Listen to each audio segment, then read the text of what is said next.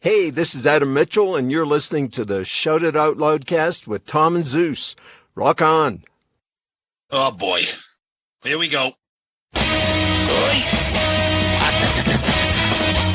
is Simmons. Put that cookie down. Kiss. I'm pressing the button. Stockbroker Simmons. Star? Paul Stanley. Is that what he does? Stop shouting. My name is Frehley. He's not what you would call a handsome man. Oh, no. Here come the kiss times. Is that a positive thing? Okay. All right. I'm going to grab me an ice cold mellow yellow.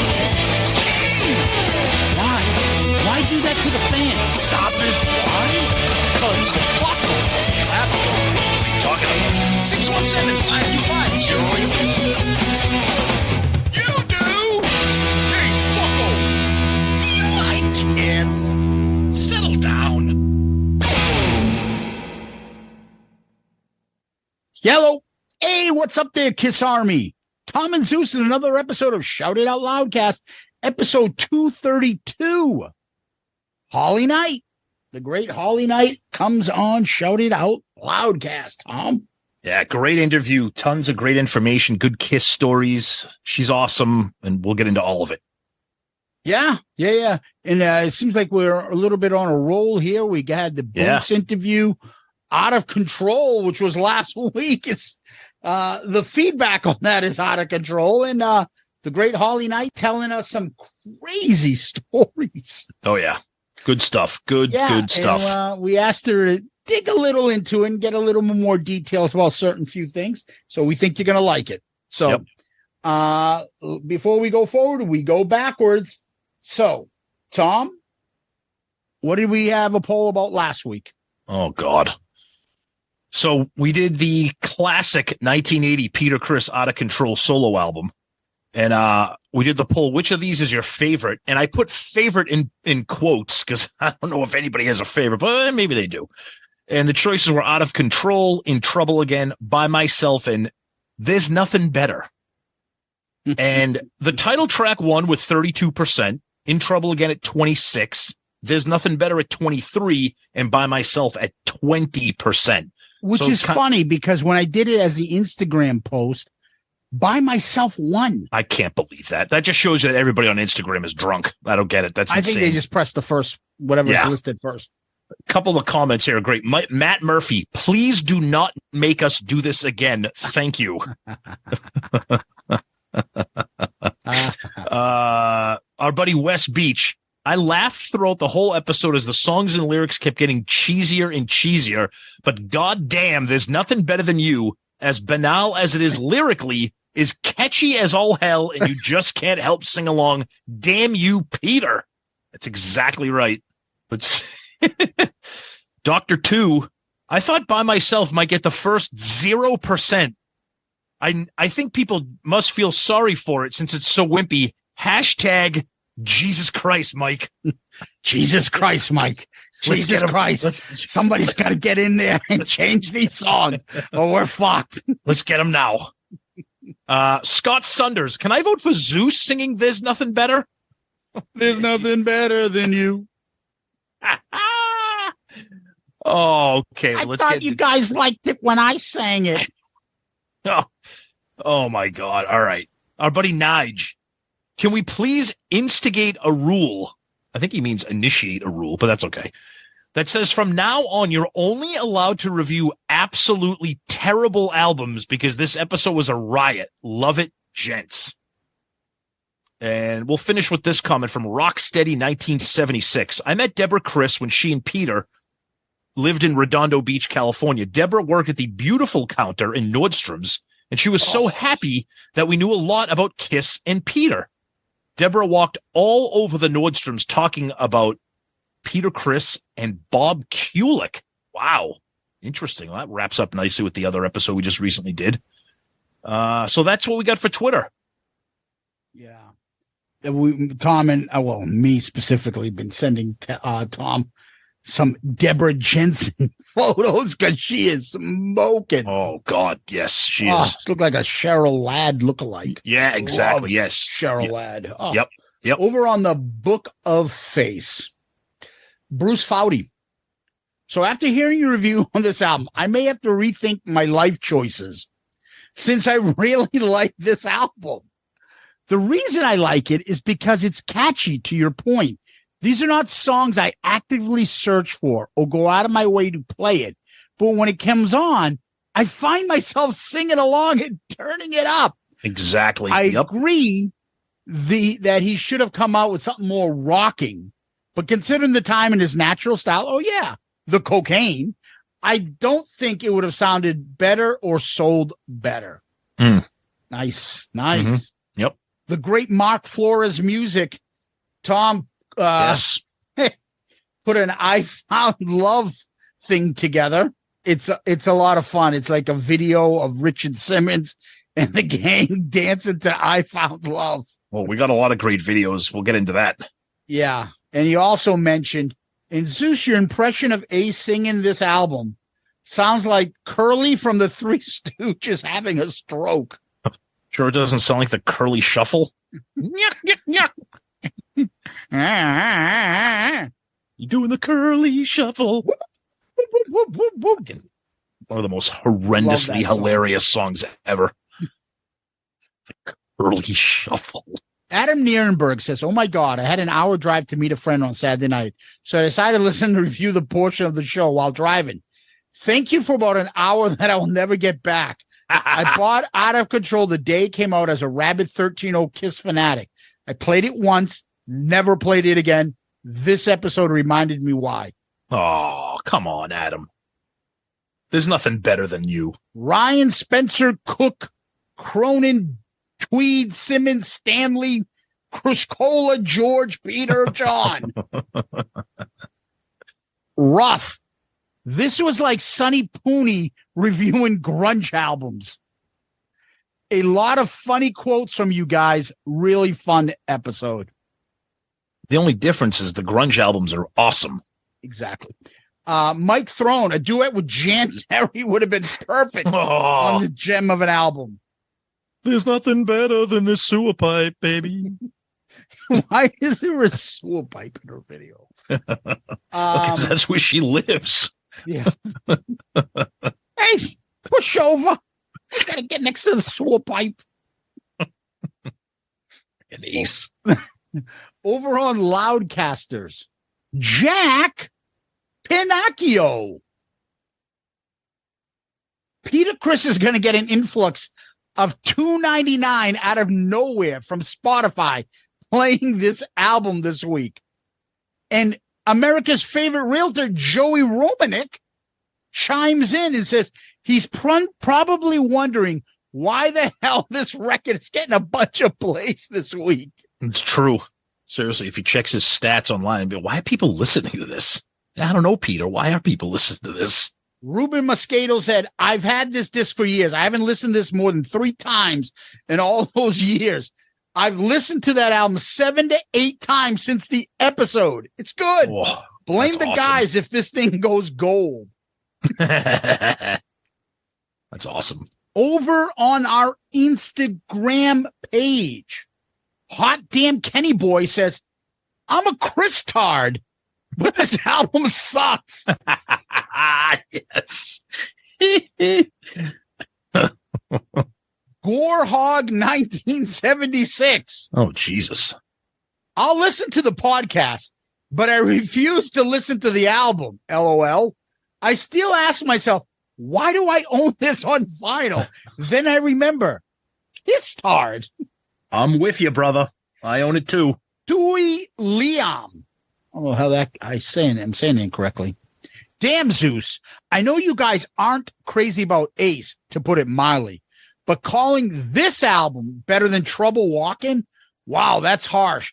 But I love Trouble Walking, so maybe I'm biased. I'd like to see you guys tackle Eric Carr's Rockologies. No idea it existed until recently found it on Spotify. Yeah, you should get that. It's pretty cool. It's good. Yeah, I mean, I don't know, because I've been listening to Out of Control. There's always a recency bias that we have when we review albums. Always. I don't have a problem really with Trouble Walking either. And maybe next week I'll have it above Out of Control. I just like Peter's voice, and that's it. Yep. The other day we did something with our buddy Brad Rustoven. And, it got me thinking. Maybe I was wrong. Who knows? Yeah. But that's the fun of doing these things. Mm-hmm. All right. Over on YouTube. And Tom, I put the clips in last week. I ain't doing it this week. You created a monster. Everybody wanted it back. Yeah. We'll see. Too bad. Patrick 2420. I can't tell you how excited I was when I saw the title of this episode. It probably has a lot to do with the fact that I haven't gone back to season 1 and started listening to all the episodes over again. You guys have had some great guests, but the best episodes are the ones like these that you get back to the essence of the show. Well, that's nice. Thanks, Patrick. Thank you. Yeah, appreciate that. Jay Rucker. I've only heard a song or two from this album, and after hearing snippets of every song, I went on eBay and bought a copy. Ooh. I can understand how people don't like it, but man, I really dig it because it's mainly because Peter's definitely one of my favorite singers ever. And if someone else sung these songs, I probably wouldn't have enjoyed them. Great show as always, guys. I agree with you, Jay. I don't think it's the songs. I think it's Peter. Yeah. And I'm a fan of his, and I want him to do well, and I want to like these things. Mm-hmm. Glam Rock Bandit. Doing leg day as I listen to this episode, and man, I need to be careful because this got a lot of laughs from me. I'm surprised I didn't fall over mid-rep. There's nothing better, especially had me rolling. I hope that it becomes a recurring theme, like when you reference Pepe Castro has become without fail. Every time it was brought up, it cracked me up. Tom, what song is that cracks him up? There's nothing better than you, babe. He's right. We've had these issues before where people have come close to injuring themselves or getting into car accidents. We are not responsible for what you do during the listening of this podcast. Zeus is an attorney, so he will. Yeah, there's fine print, and you'll see it. There's fine print at the very bottom of the episode on our website. So yeah. Also, just about dropped the weight hearing my comment on Twitter read out loud. Definitely a highlight for me. Granted, I'm certainly biased there. All in all, killer episode as always. As Kane Roberts would say, RTFO, Tom and Zeus. And remember, there's nothing better than you guys. They say we broke all the rules. Oh, jeez. It's a little Dean Martin-ish, Tom, the way I'm doing it. I know. Mr. Chat.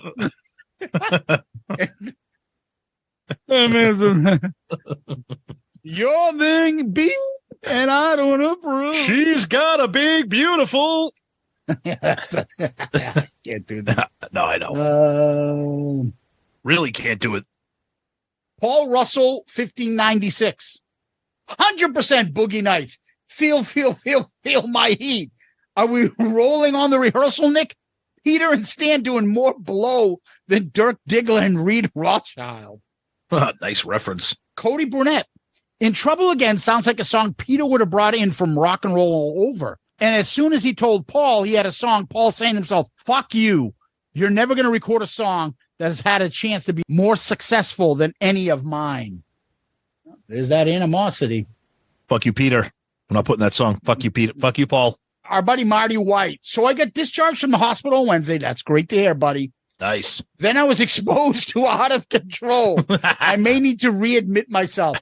Part of me hopes that one day you'll reviewed One for All. We'll get there. We'll get there. We're going to get to all of them. Pretty Boy Floyd MS. Oh, These no. fucking names. Ace. By myself. Fucking Paul and Gene.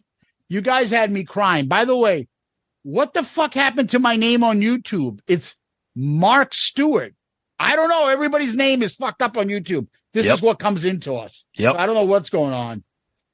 Pete Gibbons. Every time someone combines Rolf the Muppet Dog and Skinner in a song, guys, I can't even finish that sentence without laughing. You guys are like two old douchebags on the Muppet Show balcony. Oh, yeah. Bags on everything and makes themselves laugh. No offense, but I mean that as a compliment. Love the show that you can spend an hour and a half on a 43-year-old dumpster fire of an album. Love the show. Waldorf and Statler, the two old bastards. That's us. Yep. Tom, I'm going to give it over to you. By the way, what do you call it is on fire. YouTube this week. So thank you guys. Yeah, thank you. Yeah, we'll blow through a couple emails here. Our buddy Nicola Cassieri. Hey guys, entertaining episode. You guys have a great way of making even the most questionable of material entertaining. I found myself laughing several times while listening this morning. Last year at Creatures Fest, I had a few minutes with Peter. It was my second time meeting him, and both times he was personable, gracious, and engaging. I made a comment to him that I believe is relevant to today's episode. As KISS fans, we want Peter to always be our Catman and sound like Black Diamond or Baby Driver. But after reading Peter's autobiography, I have come to appreciate that his solo records are very authentic to who he is as a person and a musician. I remember at Creatures Fest, Sister's Doll was playing a completely rockin' set. In the middle, Peter came out and performed Words and a few other songs, completely slowing the pace of the show down. Peter left the stage and Sister's Doll went back to rocking the rest of their set. Thanks for another good week of listening. All right. Thank you, buddy. Appreciate it. This comes from our website. You can message us directly on our website. This comes from Angel Canino. This was classic. Laugh out loud classic. One of the best ever. Oh, thank you. Our buddy David Clark. Tom and Zeus, it's been a tough year for many of us, myself included. Want you to know that your podcast has been something that I've looked forward to every week for a break, for great stories, and for a load of laughs. Thanks for making the life journey a little easier for so many of us. It is appreciated. Best, David Clark. Thank you, brother. Appreciate those kind words always. Doing better, brother. Thank you. Finish up with this one from Mike S. coming at us from our website again, shoutitoutloudcast.com. This is the real Peter, which in my opinion is a musician that I would never be interested in. Yet when he was under the thumb of Paul and Gene, they were able to squeeze a great rock vocalist and drummer out of him. It underscores how much these guys were able to get the best out of each other's in the most demented way. Ace was a lazy ass with immense natural talent, and Paul and Gene's treating him as a less than help forced him to overachieve and become an incredible influence in the guitar world. Paul somehow kept Gene's ego and greed from killing the whole project, and Paul was so damaged that his inability to have human relationships made KISS his only chance at social acceptance, so he spent his life keeping it going. Yes, I love KISS, but I think my twisted pleasure is loving them more as an incredible social experiment. What magic that four people so messed up would fit together like a puzzle to make something so spectacular. And thankfully, the original members have kept that part of the show going for all these years. And now I have a podcast that brings it to my ears with humor and camaraderie that makes me feel like I'm at junior high all over again. Priceless. Thank you and great episode. Thank you, my friend. That's a great email. Appreciate that. And we are going to finish up our feedback with a DM we received on Facebook from Brian Gray. Hey guys, just finished listening to Peter Criss Out of Control review. I can't express how happy I was to see another album review from our favorite Catman so soon. I'm a huge Peter Criss fan, so I was expecting some love for the album from Zeus. And of course, Zeus and I are simpatico when it comes to Peter. On the other hand, Tom was an enigma. I expected him to shit all over it because of the simplicity of the music and lyrics, and he did. But I was surprised and delighted and laughed out loud when he commented on how these songs just burrow into your head and you can't help but sing them. The hooks and melodies can't be denied. Another stellar show, guys. There's nothing better than you. I have a visual for you. Put Tom and Zeus in a car on a road trip. Of course, Zeus in the driver's seat. Puts in the Out of Control album. Tom sits there with his arms crossed, refusing to sing. Then, cut to the next scene, like Tommy Boy. You see Tom and Zeus singing. There's nothing better than you. Smiling and pointing at each other. Peace out, boys. Your friend, Brian Gray. My friends call me B. Yeah, B. Great message. I love the Tommy Boy reference. It's perfect. Brian Gray, thank you so much for a fun and awesome message. You, my friend, are comment of the week. Good answer. Good answer. I like the way you think. I'm going to be watching you. And Tom, what we do next is we give a shout out to Patreon. Tom, we didn't get anybody this week. Who am I kidding? Another 3 people, Tom. Incredible, dude. Incredible. So what's always interesting is sometimes we'll get people that join Patreon and we've never seen them interact with us, but they're just fans of the show.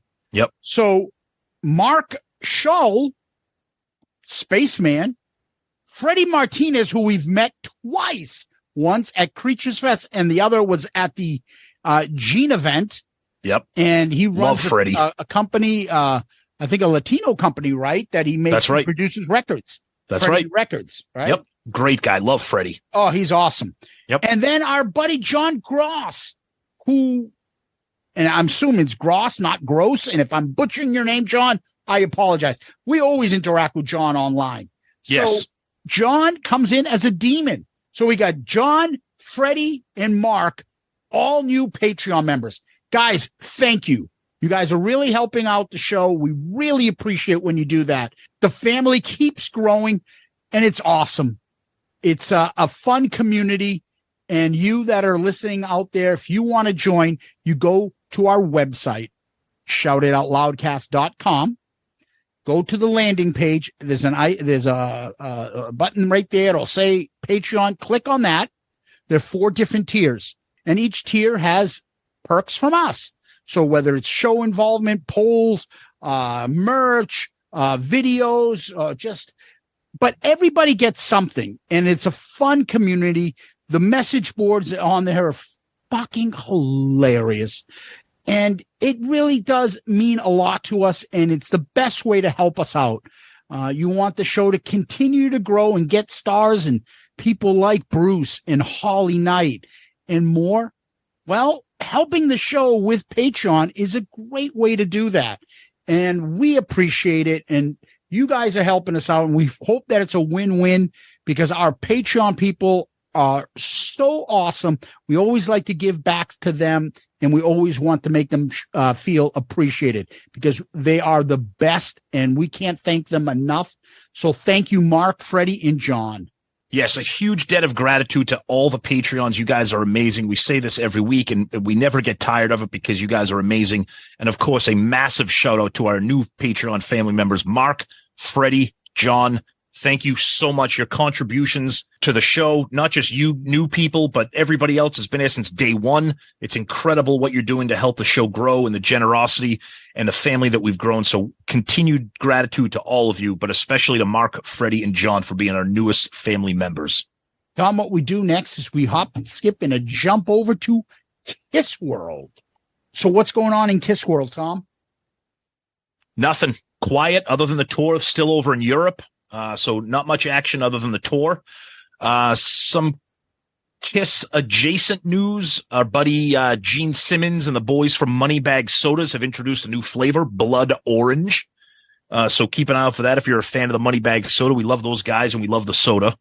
That's kind of about it. Really, it's kind of quiet around here. So I don't know if that's good or bad. 2 things that came to mind. Paul got photos with Jimmy Page. Oh, yep. Very nice. And anytime he can, he loves to get that photo. He really fanboys about Jimmy Page. And I won't fault Paul for that. It's Jimmy Page. And Jimmy has the same look on his face. He just has the gray hair, but he has the same look. There's also a video of, I don't know if you saw that, of Jimmy Page watching them play. Yes, and very cool. Jimmy's like nodding, going along. And Jimmy Page is probably sitting there going, Jesus Christ.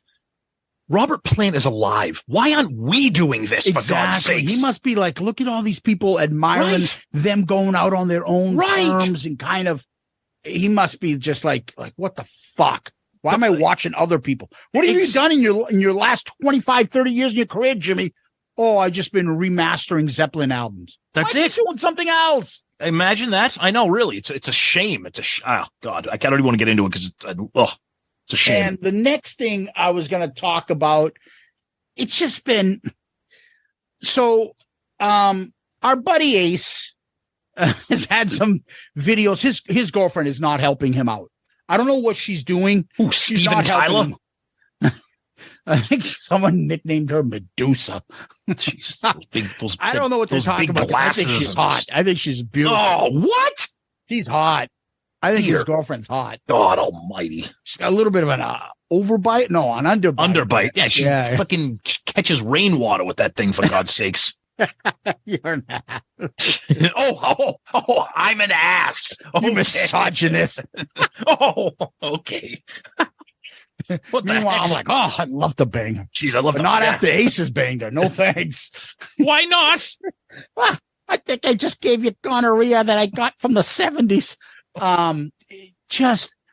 first of all, she starts every one of those live videos with her narrating her face. Ugh. It just aggravates like half the people. And then it's not helping Ace with ticket sales. I can tell you that. There's nobody that sees these and it's like, oh, I need to go now. When you watch that video, all I was thinking to myself, this is what an episode of the Uncle Ace TV show would be. Yeah. Just this would be the show. And she's like, Ace, say hi. Like he doesn't even know how to say hi. Fucking held like a 90-year-old grandmother going down a flight of stairs, 2 steps. Like, hold on, give me a hand. It's a little slippery here. Actually, Ace, it's 1 step out of your Winnebago. Him. She wants a rocket ride. Yes. The band is going like fucking 20 miles an hour on the highway.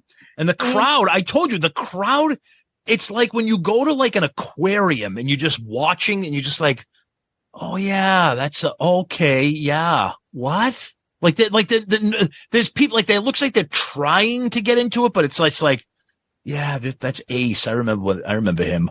It's just, it's painful because he doesn't look good. His band is so kick ass too. They're awesome. Those guys are great. I want to like this. Yes.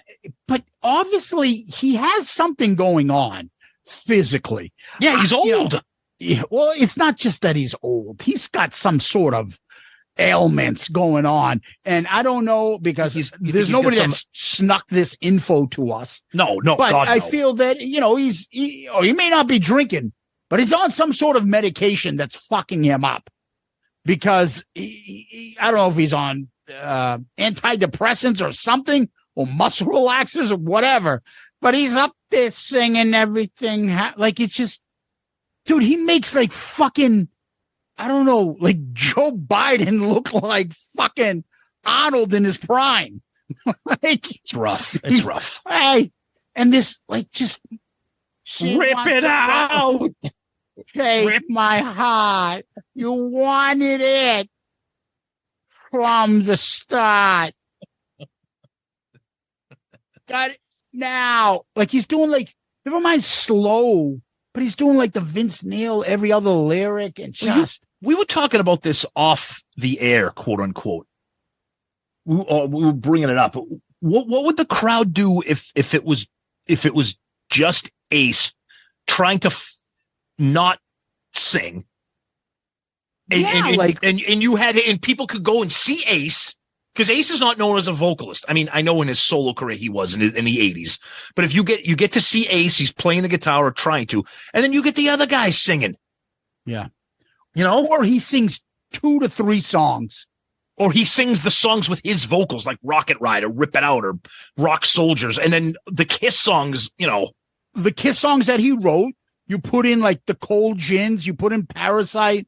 And things like that, and you have the other guys sing them. And get rid of those Kiss songs you have nothing to do with. Which, by the way, speaking of that, the last time we looked, he did a 17-song set list. 14 of the songs were Kiss songs. Why? Yeah. Nobody's going to Ace to hear, Love Gun or Deuce or Black Diamond. Like, anyways, I don't know. It's just exhausting.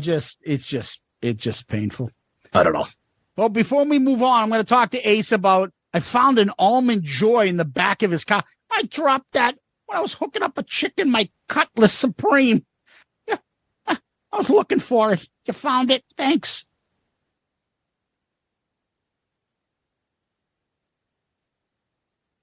All right, we're back. And that big RV that was on that Facebook Live video, it's coming back to bite him in the ass because Ace just took a nap. And the band's still playing, and Ace is he's just not involved right now. So they're trying to wake him up. He's alive. He's just kind of snoring and half asleep there. So he needs he needs a rest. Oh shit! I remember Holly Night. Hey. How you doing, Holly? Thanks for Hide Your Heart. You're the dude that helped me write Rock and Roll All Night, right? Well, Tom, a while back, we had talked to Holly about coming on, and we just had to find the right time. Thankfully, she was available. This is a pleasure. We each have her book. We read it. fan-fucking-tastic. And we had a lot of questions. There's a lot of KISS stuff in there. And she was gracious enough to give us her time and talk about the things we wanted really to talk about. Yeah, it was great. The book's fantastic. I mean, Holly Knight's a legend in the songwriting music business. So to have her on our show, very pleased with that, very proud of that. And I think you guys are really going to enjoy the conversation here. Holly Knight. We have an amazing guest this week on Shout It Out Loudcast. She is one of the most prolific songwriters of our generation. She has written songs for Tina Turner, Aerosmith, Pat Benatar, and of course, KISS, with whom she also recorded an album. And of course, we'll get into all that. She has also written her first book, I Am the Warrior, My Crazy Life Writing the Hits and Rocking the MTV 80s. We are lucky to have the wonderful and talented Holly Knight here this week. Holly, welcome to the show. Thank you so much for having me. Yeah, this is a true honor for us. We all grew up with your music. Tom and I both turning 50 this year. So this is it. Like MTV, the 80s, the songs, we all know them. And every time I was reading your book and I'm like, she wrote that song. She wrote that song. She wrote that song. Like, it's not a coincidence. You know, you're a brilliant songwriter and you have a big history section of your life and we want to get into it. But before we do, we always have these things called Murph questions, which are just some questions about KISS, and they're very generic. And the first one is, do you have a favorite KISS member? I kind of do, but he's not really in KISS anymore. That's okay. Well, to be fair, That's I okay. like them all for different reasons, Mm-hmm. honestly. But as far as the one that I thought was, even though he was a bit of a train wreck, the most talented one, which I say in the book, I actually think was Ace. From a standpoint of, being a great musician, I think he was the most talented one as far as his musicianship. And he was also the most fun to hang out with because he was just all over the place, But I don't really talk to him that really anymore. I think I exchanged an email a few years ago when they wanted to license his version of Hide Your Heart. And so I got a hold of them. But like Paul, I saw, I don't know, a couple of months ago, I had lunch with him and we're still great friends. And I'm friends with Gene too. I mean, he wrote a great blurb on the back of my book. Yes, he did. And, they're all kind of very different. This is all I can say, and so I'm not trying to be political or anything. I like them for different reasons, Yeah. Paul, Yeah. I have history with. I used to date him. I've written songs for the band. It's always been with him. And, in my book, it really is a coming of age story that they're very much a part of because, it's not really part of the question you asked, but Go ahead. No, please. Anyway. That's okay. That's okay. We had the same manager. I had a band called Spider that I put together. And Anton Fig was the drummer and my boyfriend in the band in the beginning. And then Anton got hired to play on Ace's solo record. That was a total fluke. I mean, there were 3 South Africans in the band. There was Anton, Keith, and Amanda. And they befriended Eddie Kramer, who was also South African. Yeah. They had that whole expatriate thing going on, Yeah. And so Keith sent a song to Eddie and said, can you play this to Ace? See if he wants to cut it. And Ace heard it and didn't really care for the song, but he loved the drummer. He said, who's the drummer? Can I get him? And that's how it all started. And then we were playing around New York City a lot. We were like sort of becoming the it band. And Bill O'Coin came to see us and said, I want to manage you. So he became our manager. So out of that, we kept running into KISS, whether it was up in the office or if we were rehearsing like in SIR. Like one of my favorite stories in the book is how I met Gene Simmons. Oh, yeah. SIR. Because I think if he read it now, he'd probably laugh his ass off, It's sort of like it was sort of like I kind of took the piss out of him a little bit. And you have to, but it's funny because I called him Dracula in the book, which is what he reminded me of when I met him. And every time I see that, I just crack up and I thought, surely he's going to see that and crack up. I think he would. I think he's able to laugh at himself now, Yeah, he's got that kind of sense of humor. He's self-deprecating and stuff. Yeah, that makes sense. That makes sense. But that's great stuff about the whole little South African connection. Gets Anton into the Ace thing, and then Anton ends up on like Unmasked and Dynasty, and then hence you, and we'll get to that. Yeah. Do you have a favorite Kiss song? Well, I think their best anthemic song is probably Rock and Roll All Night. I mean, it's just a really great meat and potatoes kind of meathead sort of rock tune. Yeah. They didn't reinvent the wheel, but it's a great, memorable song. It's definitely part of like rock and roll history. I actually like this song called Sure Knows Something. I think that's what it's called. We love that on Really? Dynasty. That is the bass on that is incredible. Yeah, and it's not like a typical Kiss tune, nor is, I mean, that whole record isn't a typical Kiss record, but it was very musical and I know like Paul all along has always liked very musical stuff, I mean, now he's done the what is it, the Soul Station? Yes, yeah. He likes that, but I remember when we would hang out, we would sing like songs in the 80s that were like really pop songs, and there was that side of him, and I think they tapped into that, and it's actually a very musical, really nice song, Oh, we love Sure Knows Something. I think it's one of those things that gave him some popularity on Dynasty, that and I Was Made for Loving You, but it also alienated a lot of their fans by them going this direction, and then obviously going towards Unmasked next, and then a concept album after that. Yep. It's just the hardcore fans are like, that's it. And kudos to them, they're picking up the pieces and not just saying, that's it, we're done. I'm going to do a solo, you do. They stuck with it, and look where they are now, right? Yeah. Oh, yeah. Yeah, absolutely. Well, I also think that had something to do with the producer that they picked, which was Vinnie Poncia. Did he do Dynasty? He did Dynasty. He did Peter Chris's solo album, and he did Unmasked. Yeah, very pop-oriented, well, I know obviously. He did Unmasked. Yeah, of course. Yes. Yeah. But so he was very different than Bob Ezra, and he wasn't really a rock producer by any means. And I think that they decided or Bill decided that they should try something new. They were always trying new things. That's the thing that's great. I mean, they even tried taking the makeup off and realized, no, we better put it back on.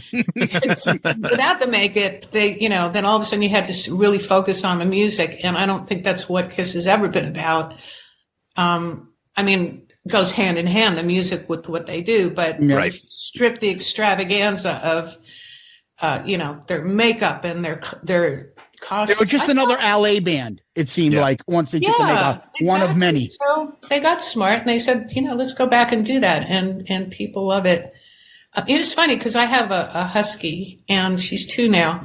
When she was little, she looked like, she looked like Batman. She had the classic sort of black mask on. Yeah. And someone said to me, I was showing the picture to someone yesterday and they said, looks like she could have been a member of Kiss, And I looked at it and I thought, oh my God, you're right. You're right. Wow. Her face looked like Kiss makeup, like Kabuki makeup. That's awesome. Do you have what about albums? Any favorite albums that you know of that you recall? Besides Unmasked. Right. Or it can be Unmasked. Yeah, well, it's not. But we'll come back to that one. That's a good line right there. Thank you. All right.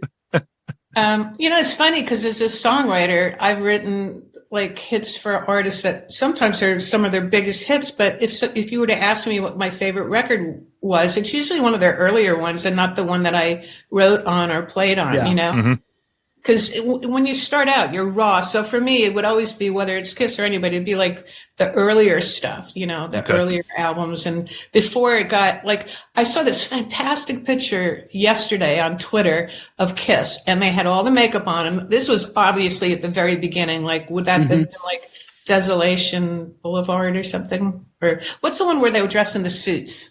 Oh, Dress to Kill. The Dress to Kill album. Right? Yeah. Okay. Dress to Kill. Like that time period, I really liked, at the time, there was the New York Dolls and Iggy, and they were kind of more in that that sort of vein, you know? Yeah. Yep. But I saw a picture of them yesterday, and they were all wearing just Converse, and they had the makeup on. They were all super skinny, and they had on like sort of suit and ties, but fucked up, you know? And they looked so cool. Yeah. It looked so cool then. I mean, now it's like everything is just sort of, they finessed it, and that probably projects really well on stage. That's probably why they do it, you know? But I kind of liked it when it was, you know, like I said, not just most bands. I like it when they're not thinking too hard about it and they just kind of stumble on some sort of niche that makes them unique. You know? Yeah.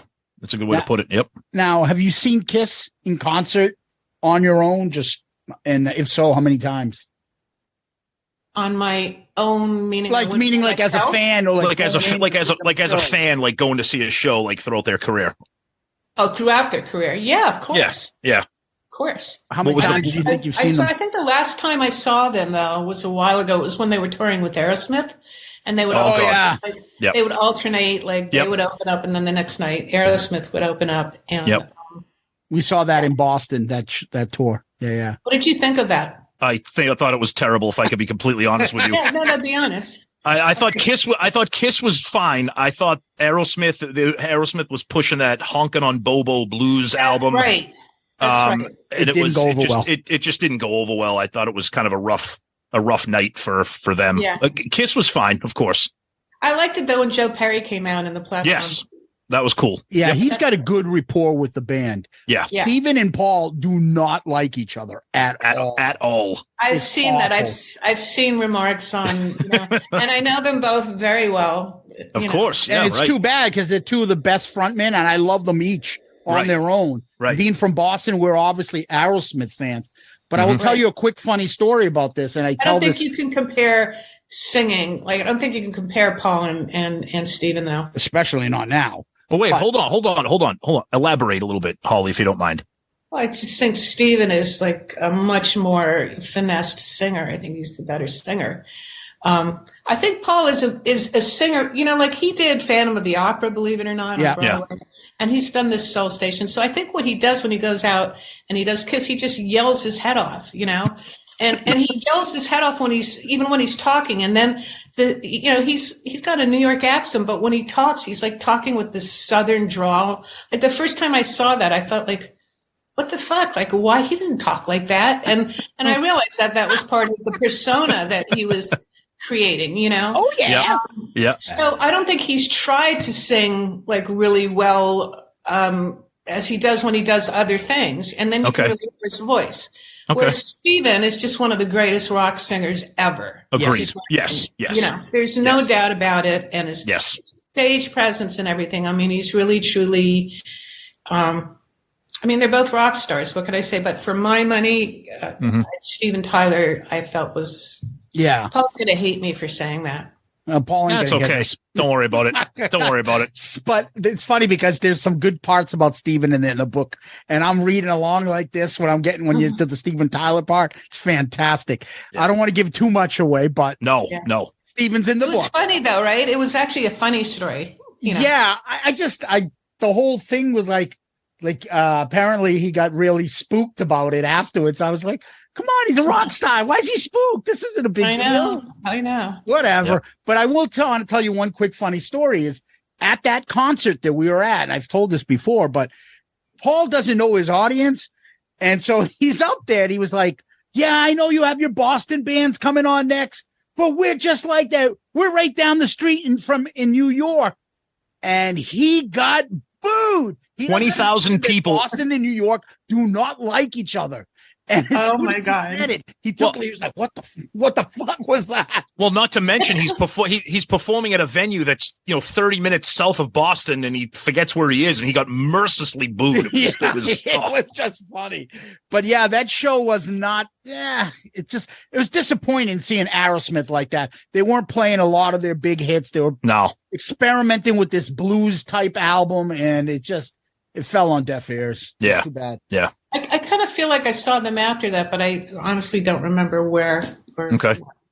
Now, the last thing is, do you have a favorite Kiss memory? Could be something like first time you met them or a funny story with Paul or Gene. Do you have a favorite Kiss memory? Well, yeah, but it's all in my book. I mean, there's so many. Well, I don't know if there was another part, something else, Gene falling down the stairs, or I don't know. It's just...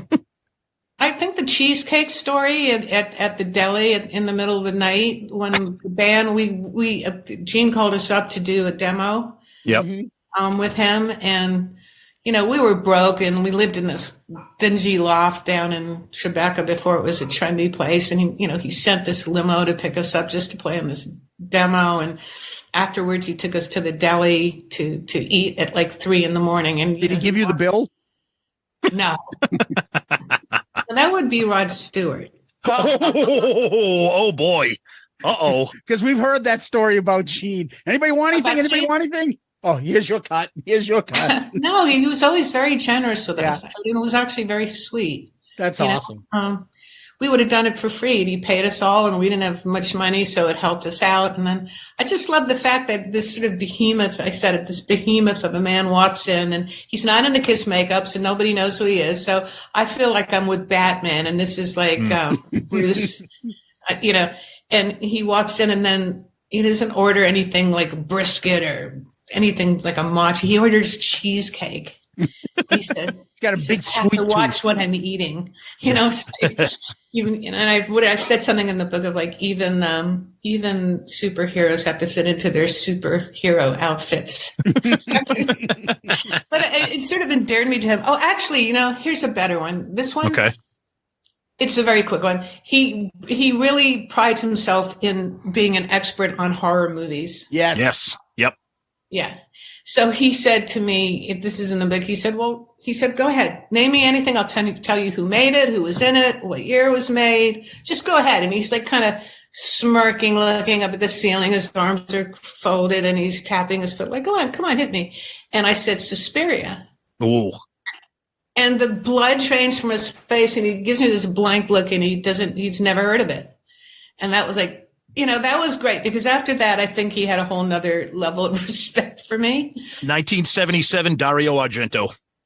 That's right. Yes. Yeah, that's the horror expert on our show. That was one of the scary. Just that red building was so freaky. That building that I think they filmed it in Amsterdam. Yep. There's your husky. Yeah. There's Ace. Makeup. She's.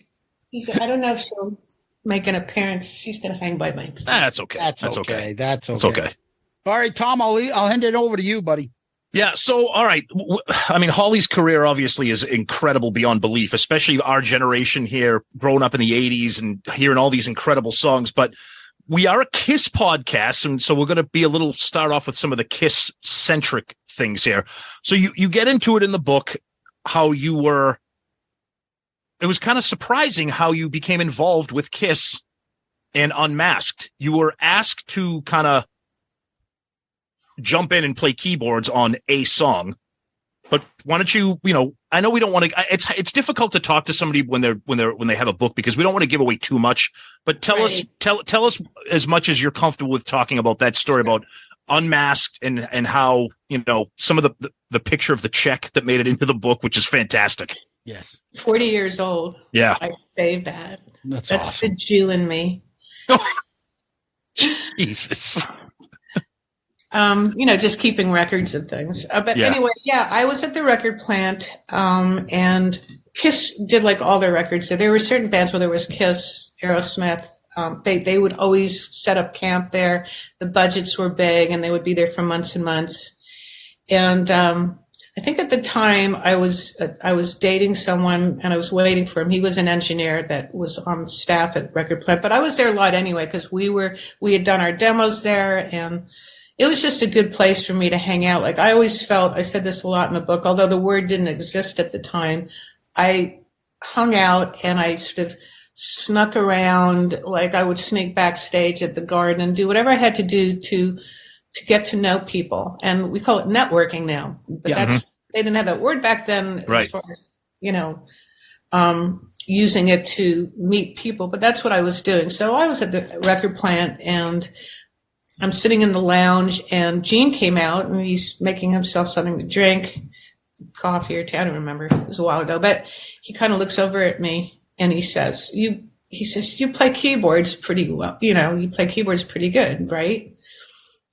Or I don't remember exactly what he said. He says, you play keyboards. I looked at him like, yeah. And he said, well, we have this song that we're cutting and we need keyboards. Do you want to come in and play on the record? And I looked at him like I was kind of stunned. I was like, yeah, now? You mean right now? He walks over to the door and opens it and holds it up and says, right now. And I just dashed in there like a little rabbit before he changed his mind, Yep. And he didn't know it, but I'd never recorded before. I mean, I'd recorded a few demos, but this was a game changer for me. Yeah. Mm-hmm. And I thought, this is my shot. This is amazing. This is like, it's not just a shot to play on a record, but on a KISS record, Mm-hmm. They sold a lot of records. And I also knew Vinny, the producer, because I was good friends with the woman that he was dating who was working at a coin. So it was all very 6 degrees separation. Yeah. So I walked in and Vinny went to me like, hey, I hear you're playing on the song. And I was like, yeah, I think so. And then he told me to go in the control room, or not the control room, the studio. They were in the control room. Mm-hmm. And he showed me where the keyboard was and he said, well, let me play the track. And I listened to it and, I said, okay, well, let's run through it. And after I picked some sounds with them and I played through it and I thought, oh, okay, now I know where the changes are. Next time I'll nail it, and hopefully they'll like it. And I didn't want to do anything fancy. I mean, I grew up playing classical music. I started when I was 4. And so by that time, I mean, my mother had sort of been hoping I was going to be a concert pianist. So when I went in the direction of rock, it just, You went to school in Boston for music, didn't you? I did for one summer, yeah. Mm-hmm. Uh-huh. And I played the song, and then they said, hang on a minute. And then they huddled in the corner, and it was Paul and Gene and Vinny and their engineer. And there were, I was the only woman in the building, I think, except for their receptionist, which says a lot. And I thought, I always thought of KISS as like chauvinists and misogynist jackasses, womanizers. And then it dawned on me, they've actually asked me to play on their record. They could have asked anybody. I don't even think it was convenience. I mean, look, they could have just gotten out their Rolodex number of people, but I think they kind of thought, that could be cool. And I thought that was cool of them. You know? So for all that, that bit about them being these pigs and misogynists and blah, blah, blah, they actually were very forward thinking in that way. They just wanted someone that could come in and do for them what they needed. So I thought, okay, good. Let's do this. And anyway, they were huddling and I saw them shaking their heads and I thought, oh, they didn't like it. I've blown it or whatever. And I was waiting for them to just tell me that it wasn't working out. And they said, that was great. He gets back on the talk back and he goes, that was great. He said, we've got that one. I said, well, I didn't, what? We didn't even he said, no, it's fine. You did it. It's great. We love what you played. In fact, we loved it so much. We wanted to know what you were doing the rest of the day because we want to put keyboards on this whole record. And I was like, really? So after they heard me, they decided to do that. And I was just so excited. I was thinking okay, so Anton's already played the drums on this record, my drummer, and he played on Dynasty. And I can't wait to get back to Loft and tell him that you won't believe this, but I just played on the whole record. It was definitely a turning point for me, and they told me that I wasn't going to be able to get credit. Yeah. And it didn't surprise me because I knew that Anton had already played on both records, this and Dynasty, and he had to agree to it as well. Yep. But, as it turns out, KISS fans are so diehard, they know everything. I mean, they probably know their blood type. I don't even know my blood type. But so I knew they were going to find out. I mean, after that, my name did start getting around a lot more. People were talking about it. And, as time went on and they put their makeup on, they took it off. I think people found out and knew that everybody kind of knew at that point that Anton was the drummer and Peter was not, even though it said Peter on it, Mm-hmm. Yeah. Which is why when I did the Eddie Trunk interview, I don't know why, but a couple of the fans interpreted what I said as I was bashing Peter Criss, and I wasn't when I said it was obvious it wasn't Peter playing the drums. I don't think that's bashing him. It's just stating a fact. Yeah, I agree. It's a totally different style. Exactly. Yeah. So that's what very I was different. saying. Yeah. And so was the style of the records, if you think about it. I mean, totally typical Kiss record. So all I really said was that it was very obvious, whether he got credit or not, whether it said Peter or not, it wasn't Peter, you know. But they sent me record plaques. They sent me they sent me one record plaque, and I still have it on my studio wall. And it said presented to Holly Knight. So they were acknowledging in their own way. Nice. But also when I got the checks, I Xeroxed them. That's awesome. And it was a lot of money to me at the time. It was like, I don't know, one was $1,500 and another one was like, whatever it was. And I saved them all these years. Like I saved a scrapbook of everything. Every time there was an article or chart positions, whatever, I have all that stuff. That's awesome. Great. And in fact, Ace designed the logo for the band. And before we were Spider, we were called Siren. And he designed the logo. And it looks so much like the Kiss logo, the S. Oh, yeah. Yeah. And that's in the book, too. I made we saw it. A copy of that. Yep. Which was kind of cool that he did that, you know? Yeah. And so, I printed, I said, what did I say in the book? Something like, well, guess what? I saved those motherfucking checks. Good for you. And what's great is like, they don't look like the kind of checks you have now. It actually says Kiss on it. You know, it's not some real legal name and someone's address. It says Kiss. LTD. Yeah. Sure. I think we kind of hinted at it. What are your thoughts on the whole Unmasked album? Okay. And the song that you were asked to first play was one of the most polarizing songs amongst Zeus and I and Kiss fans, and that is Shandy. Shandy? Yeah. Yes. I can't stand that song. I love it. I'm sorry, Holly. I love it. Our show, everyone knows I hate that song. I don't like this album. And I love it. I like, and I love Unmasked. A couple of the Gene songs. I think Paul this is just pop music. If I want to listen to pop, I'll listen to Duran Duran. I don't need Kiss to do it. Yeah, I think they went a little too far personally on that record myself. Although it's not because it had keyboards on it. You have to look at the songs. Sure. And the nature of the songs, you know. And it's not that I didn't like it. I thought, you know, some people will love it, and I knew just as many, if not more, were going to hate it. Yeah. But I wasn't going to say anything. Because of course. This was, I'm not going to blow my shot, you know. Right. Oh, of course. Stay in Hamilton. It's like, yeah, it sounds great. Let's do the next one. Right. You know? But I don't think it was some of their most memorable songs. No. Yeah. Now, and then go ahead, Zeus. No, go ahead. I was going to say, then you kind of circle back with a few more songs. Now, Hide Your Heart, you wrote with Paul and Desmond Child. And you guys wrote it originally. It was supposed to be going Crazy Nights. It didn't. And then you guys decided licensing out to, I don't know, like 5 other people did, including the great Bonnie Tyler. Ace put it on his album. And then I think Paul realized, hey, wait a minute, this song is actually pretty good. I ought to put it on a Kiss album and actually make it a single, like, which I don't understand. Like, why didn't you see that before? But in the beginning, I think that hurt them. I think that if they had put it out as the single first, then they could have had a hit with it because it was very catchy. And what is you said your favorite version of Hide Your Heart is Kiss's version? Or no, it's Ace's version. Oh, no kidding. You like Ace's because version. It's scruffier. It's more like rock. Wow. I love his voice. It's just sort of like interesting. It's just it's more of a rock version to me. I agree. It is a little bit more. No, I mean I love the Kiss version, but I see what you're saying about Ace's version. It's a lot more kind of like dirty and like rock and roll. Yeah. I get that.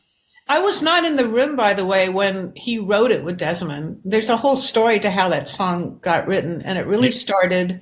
I don't think I put this in my book, or maybe it's not. It's not? No, I don't recall it. Yeah, well, he came over to my studio, and you got to remember when I first met him, like I was just nobody, you know. Right. I hadn't even realized I was going to become. Are you talking about Paul? Yeah. Okay. Yeah. Okay. So my relationship was different. And so, we dated on and off for a couple of years here. And what happened was we lost touch. The next time I saw him, I think I mentioned this in the book. I walked with in Billy with Rod Idol. Stewart.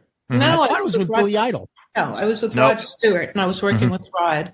And I walked in, and Paul was at this backstage party. And so we sort of regrouped at that point. We actually started to date again, but we also, before that, we started to write together. So now that I was an established writer, he wanted to give me a shot with the writing, So he came over one day, and we were just jamming in the room. And then I put the recorder on, and I started to play these chords and sing the melody, which basically is the chorus on the hook, which is da da da da da da hey hey hey da da da da da da da, right? Yep. Yeah. So, we jammed on some other things. He left, and that was it. We didn't get together to write it. And then he got a hold of me, and he said, I called him. He said, "I'm going to send you a tape.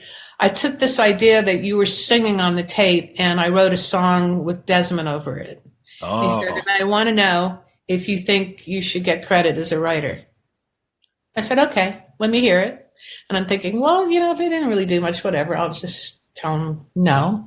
But when I heard it, like the entire chorus and the hook after the chorus, that was it, you know? Right. So why he asked me that, I thought well, that's really, wouldn't that be obvious? Right. So I was a little annoyed at the time.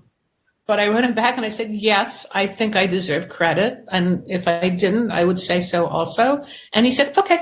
There was no arguing or any problem, but it was why ask, Can I ask you, how does that work as a songwriter?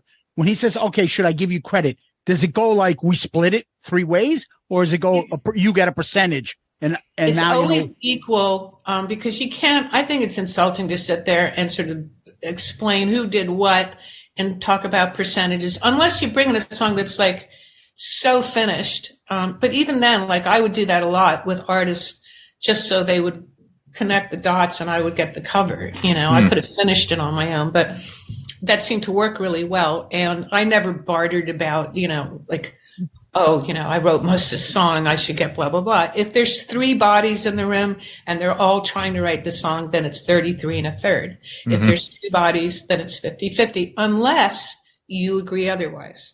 Okay, because I thought there was a song in your book that you said, now it's bugging me. I'm thinking that the artist came back to you, and it's a famous artist, and they're like, how much should you get? Is 10% okay? And you're like, yeah, that's fine. Yeah, that was Aerosmith. Mm-hmm. That was Steven Tyler, right? When you did, and that was that Ragdoll? Yes. Yep. So how does that come about versus what Paul did? That's the only time I care. Well, because that song was written. They had actually cut the track up in Vancouver. The record was almost done. Mm-hmm. And John Kalodner sent me the song and said, I think this song is really good, but in its present form, I have no idea what it's about, and it's just not grabbing me. And I was wondering if you'd listen to it. I mean, he was actually basically asking me to tighten a screw, but it was a very large screw because it separated it from, is it going to be an album track or could it be a memorable hit? Right. So I don't normally like to write about that, but I was very honest about it because, through the years, I've heard all kinds of talk about oh, she didn't do anything on the song. Well, it's oh, you were there in the room. Okay. Good for you. So I was very honest. I'm very honest in the book about everything, really. Yeah. And I try not to throw people under the bus, but there were also moments where I had to just basically tell this is my memoir. It's not yours. It's not Rod Stewart's. It is my memoir. And there are things that I shared, without being mean about it. I was really, really tried to do it. There are other things I could have written about that I certainly didn't. I thought those are private things and vendettas with certain people that should be worked out and don't really further the book, What did you think of the version that made it onto Hot in the Shade that became a hit for Kiss? Because it's kind of a 2-part question. So, you said the Ace version you prefer, and then Paul turned. I love it. I love it. More as time goes on, I love it even more. I think it's great. I wasn't saying that it wasn't great. It's just that right. I actually think that Ace doesn't have a bad voice singing. There's something like sort of just scruffy about him. He's not singing his heart out the way Paul is. Yeah, but it leads me to the second part of the question. We didn't. You talk about it in your book about when you write a song. And I will veer off for a minute from the Kiss stuff. We'll talk about "Love Is a Battlefield" by Pat Benatar, which became a massive hit, a massive MTV hit. You write a song. Do you write a song with a vision in mind of how you'd like to see it done, and then when it's done, like "Love Is a Battlefield," you're like, that's not what I had in mind, even though it became a massive hit for you and for her. Right. I think that also because some of these songs I wrote with Mike Chapman, and he was like a huge producer. Mm-hmm. He knew how to produce #1 records. I mean, he did like everything from all the Blondie stuff to My Sharona. And he was also a great songwriter.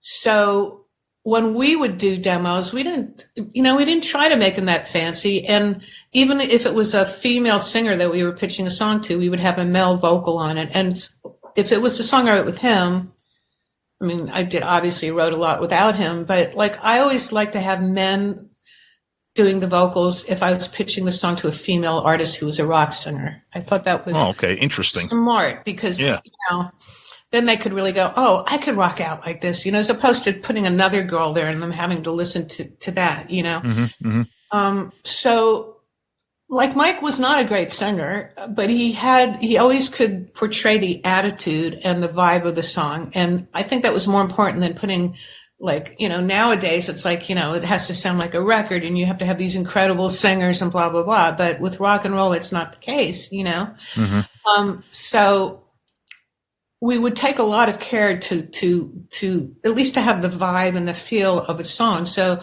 when we gave the song to Pat Benatar, who had actually called us up or had called him up and said, I need a song for my live record. And she knew Mike because he was one of the first people to discover her.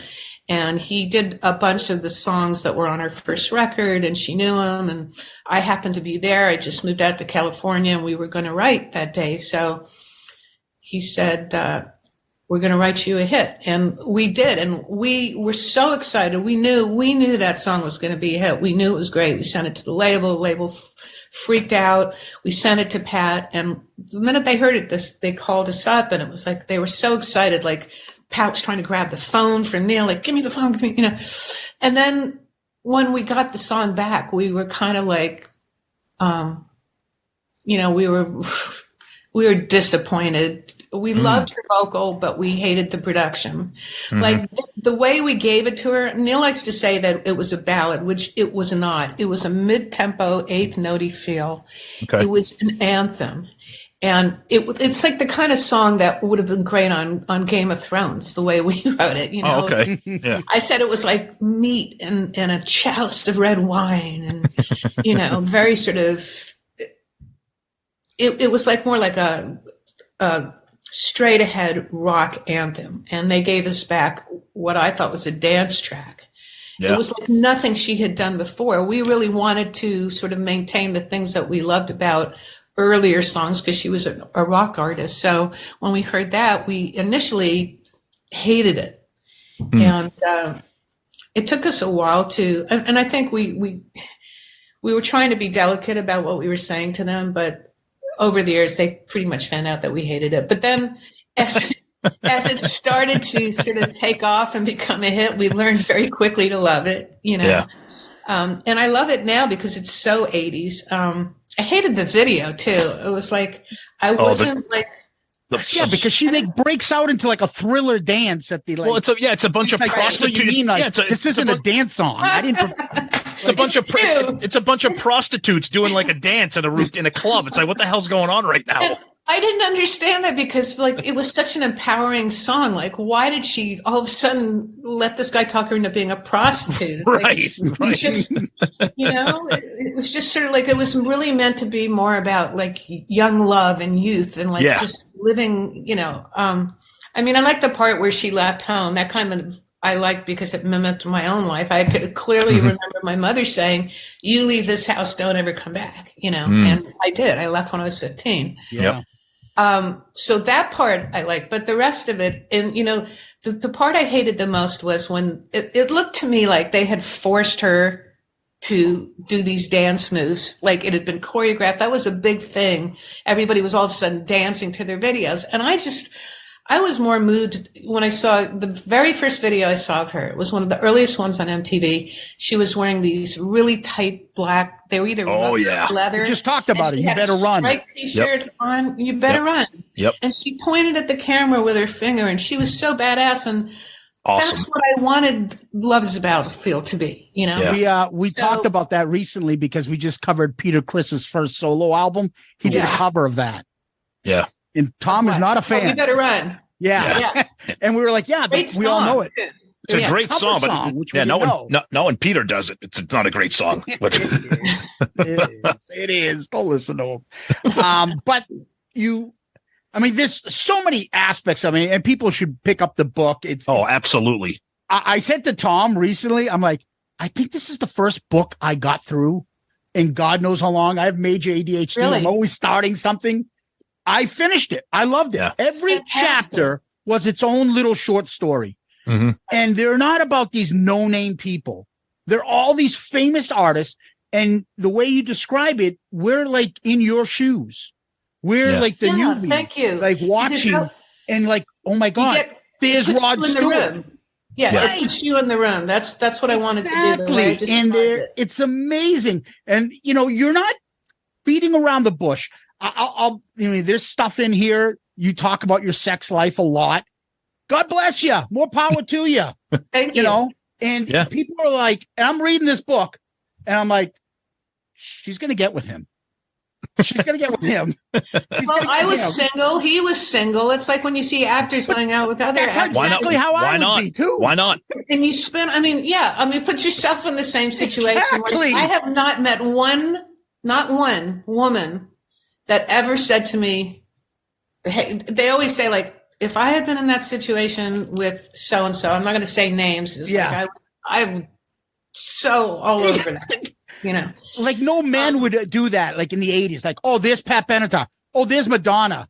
Or there's Samantha Fox. Oh, no. If you have an opportunity, you're going to go for it.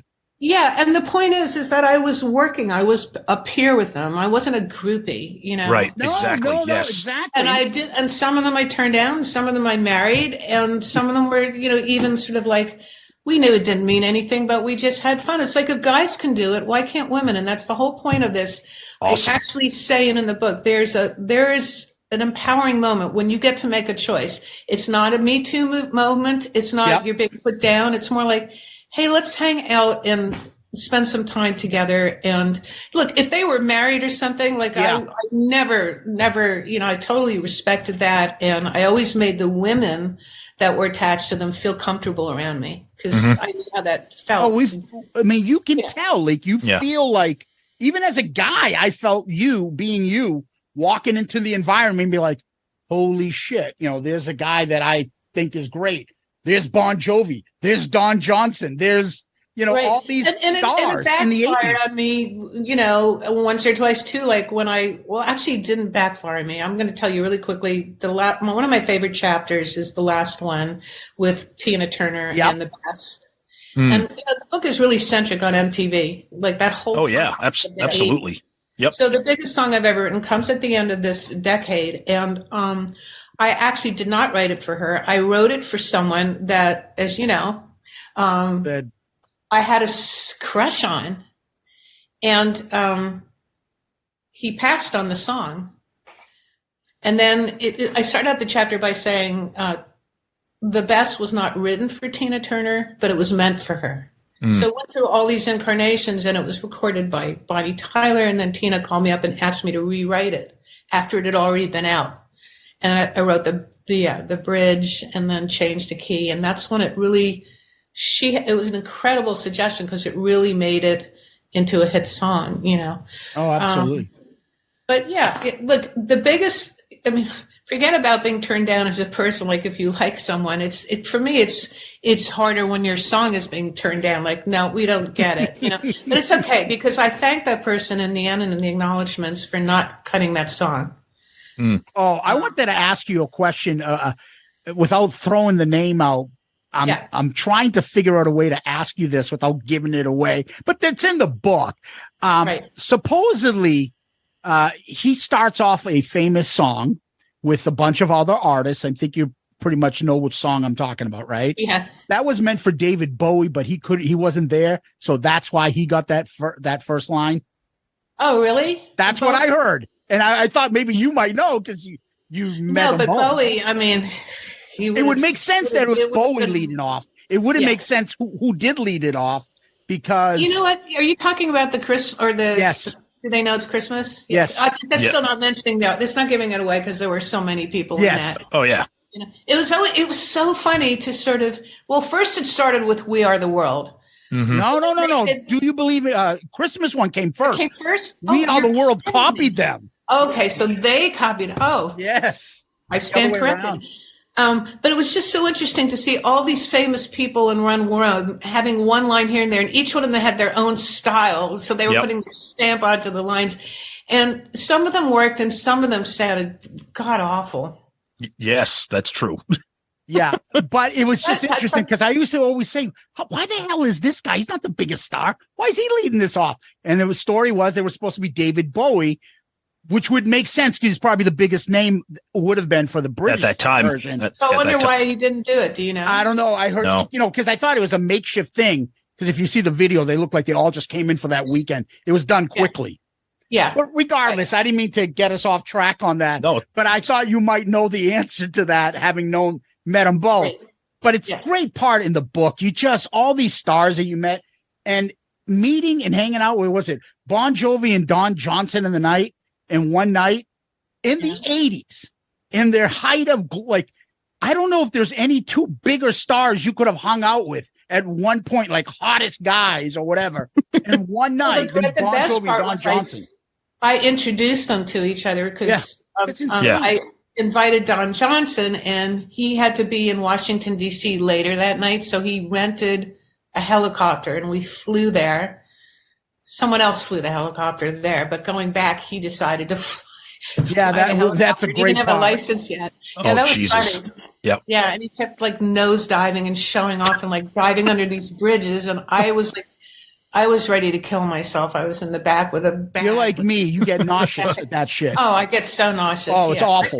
I can't even watch handheld camera movies. They make me so sick. Oh, yeah. Our listeners know all about my puke and throwing up stories constantly we tell, but it's awful. In the back of a car or anything like that, yeah, it's tough. Yeah. But it's funny because you said the intro may have come from our buddy, Michael DeBar, who may have introduced you, because I know he's buddies with Don Johnson. And Michael's been on our show, and he's an awesome guy. And the two of you wrote that catchy hit from the 80s. Obsession. Yes. You know what? Yeah. You know what, too? I don't know if you watch HBO. Yeah. But there's a great show, the one about the whole legacy of the LA Lakers. Yes. Winning, what's it called? Winning Showtime or something? No, that's the other. This one is Winning. I can't remember it. I know. I'm embarrassed because I should know it because they licensed Obsession for all the commercials. So if you watch HBO, Obsession's all over, and the way they used it is really brilliant. Actually, it's very cool. That song's been licensed a lot. I believe it. Yeah. And you cut it with Michael, American Horror Story, huh? You cut it with Michael, didn't you originally? I did. We had a version that was in a movie before it got cut by Animotion. He's an awesome guy. We love Michael. Oh, he's great. He's so fucking funny. Yeah. He's great. It's so funny. And, because he's an actor and he's a guy and I'm a woman, we have this sort of love-hate thing, but basically at the end of the day, there's a lot of love. We wrote a great song together and we have a lot of history together. And I know his wife also, Pamela, his ex-wife. Yeah. Let's circle back. Let's circle back to some KISS stuff here, because I know we're taking up a lot of your time here. So you made it back to KISS when they did Psycho Circus. Yeah. Two of me personally, and our listeners know, two songs that, in my opinion, at least one of them should have been a massive hit, but two of them were tailor-made anthems that could have been used for every championship season. Raise Your Glasses and I Pledge Allegiance to the State of Rock and Roll. Two of my favorite anthems. Tell us a little bit about the background of those. And I wonder if it was Kiss at that time was kind of in a weird place. It was the reunion, but those songs should have been massive. I think they were so hooky and so catchy and so anthemic. Yeah, Raise Your Glasses especially would have been great on any Bear commercial that you would ever see, or anything with a bar scene. Yep. I mean, there's so many TV shows with bar scenes it could have been in. And I was so pissed when Pink came out a few years ago with a song that had Raise Your Glasses. That's right. Yeah. Yep. And because I really feel again like they missed the boat there. They should have realized that was a hit song. Yeah. You know, I love the way, like, you know, the verse kind of goes along and then it launches into the chorus, like with no pre-chorus. No pre-chorus. Yeah. And it's just like, you just want to raise a glass and have a tankard of German ale or something. We always say it's every high school football team's championship video should have Raise Your Glasses. They should. And you know what? Yeah. Now that I think about it, I should talk to the people that that are working my songs. I'm telling you that if somebody else does that, I bet you it's a hit. If they I agree. There was a group called Four Troops, and they were all like, they'd all been in the Army, and they were vocalists, and they did a version of Raise Your Glasses, which was actually pretty good. But I just think it has to be Kiss. Just the whole image of Kiss and everything. You could see them in a bar doing it in a commercial. They'd make a fortune. And as much as and I know you love Raise Your Glasses, and I know a lot of our listeners like it, but I've always been I have like an unhealthy obsession with I Pledge Allegiance to the State. Really? I just think I find that song he's the one. Well, okay, but wait. Now, Holly, I'm not gonna try to tell you. I didn't catch that. No. She said she thinks the song is embarrassing. Now wait. Now hold on. I'm not going to disagree. It is extremely it can be a little bit embarrassing. No disrespect to you who wrote it, but I think it's Kiss, and no other band would even think about saying. Well, that's why we wrote this. I actually came up with that title, and that's why I wrote it, because only Kiss can get away with it. It's perfect for them. Oh, but that's funny you say that. So you came up with that title, not Paul, because together. But I think the Pledge Allegiance, it definitely came from. Because the reason why I say that is because Ace later on wrote a song on his solo album called The Pursuit of Rock and Roll, in which he says he thinks Kiss stole that idea and title because he wanted to get it on that album. And they're like, no. And then all of a sudden, State of I Pledge Allegiance came on. He's like, I think they ripped my idea off. Like, yeah, I don't think so. Oh, you know, when you were asking me about favorite songs before, I also love Dr. Love. Oh, yeah, definitely. I thought that was just so quintessentially Kiss. Yep. Gene. Spinal Tap, you know. But wait, hold on. Before we move, I got to back up. Why? I have a problem here. Why do you think I Pledge Allegiance is embarrassing? Because it is? Because it is? You know what? I probably should clarify that, you know, writing we're teasing. We're teasing. No, it's okay. I'm going to be very honest about this. I've said this before. Please do. I pride myself in my quality of work and what I consider to be a great song. It's never a Kiss song. It's because it's very meat and potatoes, meathead. It's like, you know what I mean? It's not like, but listen, here's the best part. Okay. I wrote this song called Love Touch for Rod Stewart. Yes. I know all about it. And I was disappointed when I read what was in the book. Yeah. It was heartbreaking. I think lyrically it's one of the sexiest in a very nondescript, very classy way. Yeah. You know? Yeah.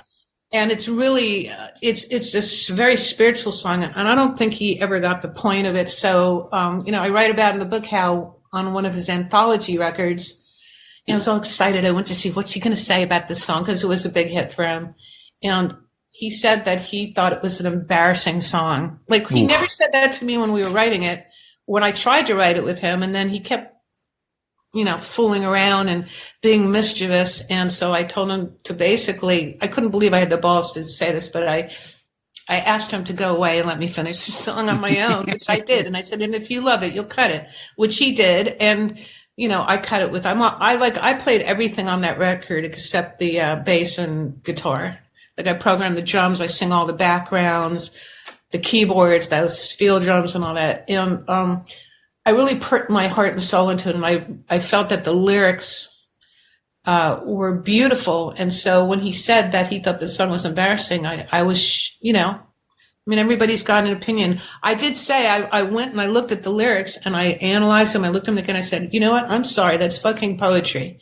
I wouldn't say that about any song, but that song I would say it about. So I try to be even honest with myself. I love the songs I wrote with Kiss, but I don't take them as seriously as I do some of the other things I wrote. I'm trying to say that in a way that's delicate. I'm not trying to, but I think Kiss admits Kiss that. Fans, but yeah. Oh no, I think Kiss fair. knows that, right, Tom? Would you say? Yes, they know their songs aren't. They know they're not. That's Bob why Dylan. Paul goes off and does all these other things that are completely different, that have nothing to do with Kiss, and it's because, the one thing I will say about Kiss is that they really love their fans. They True. really do. I think that's why they tried to even cover up the fact that Anton and I played on these records, because they don't want anybody to worry and think, oh, Kiss is breaking up, or right. Like it's sort of like when you look at Justice League or the Avengers or something. Mm-hmm. Each, it's the combination of the team thing that they were trying to promote so much, and their image with the merchandising and everything. So. But they love their fans. And when I saw Paul a few months ago, he said, are you doing book signings? And I said, well, my publisher says that nobody's been doing them since the pandemic. I'd love to do them, but it doesn't seem like anybody wants to do them, right? They said, yeah, nobody does them anymore. And in the meantime, I did this podcast with Bob Lefsetz. I don't know if you listened to him. It was a great, great interview. And a gentleman down in Phoenix, Arizona, was listening to it, and he manages this big bookstore in Tempe and Phoenix, one of these cool big indie stores where a lot of the musicians go and do book signing events. And he said, I was really sorry to hear you're not doing book signing events, because I would kill to have you come down here and do one with us. So that started this whole thing. I agreed to, which I'm actually going to do tomorrow. And he's your friend, Brandon. That's Scott. right. Yep.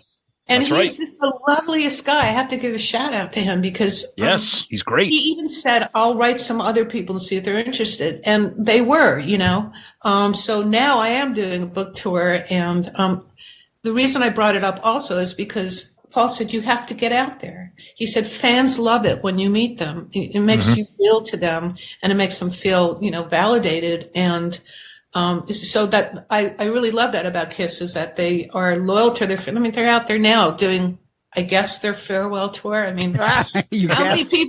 many times have you heard this?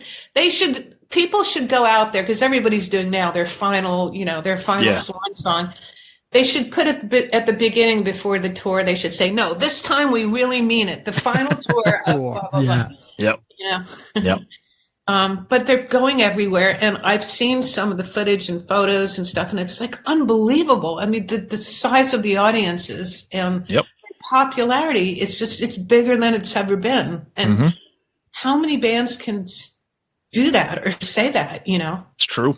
It's true. Yeah. It's very true. Yeah. I guess Ozzy was going to do one. He had to cancel. Yeah, he just said they're doing their final tour, but they did their final tour, 20 years ago? Right. Yep. They're pulling a Kiss. The Who, Eagles, you name it. They all have done farewell tours. Aerosmith's doing their final. They just announced that too. Yep. So, Brendan's a great guy. He asked us, he's like, hey, can I do like a sponsorship or an advertise? I'm like, what are you trying to do? And he's like, Holly Knight. I'm like, listen, we've been kind of talking with Holly.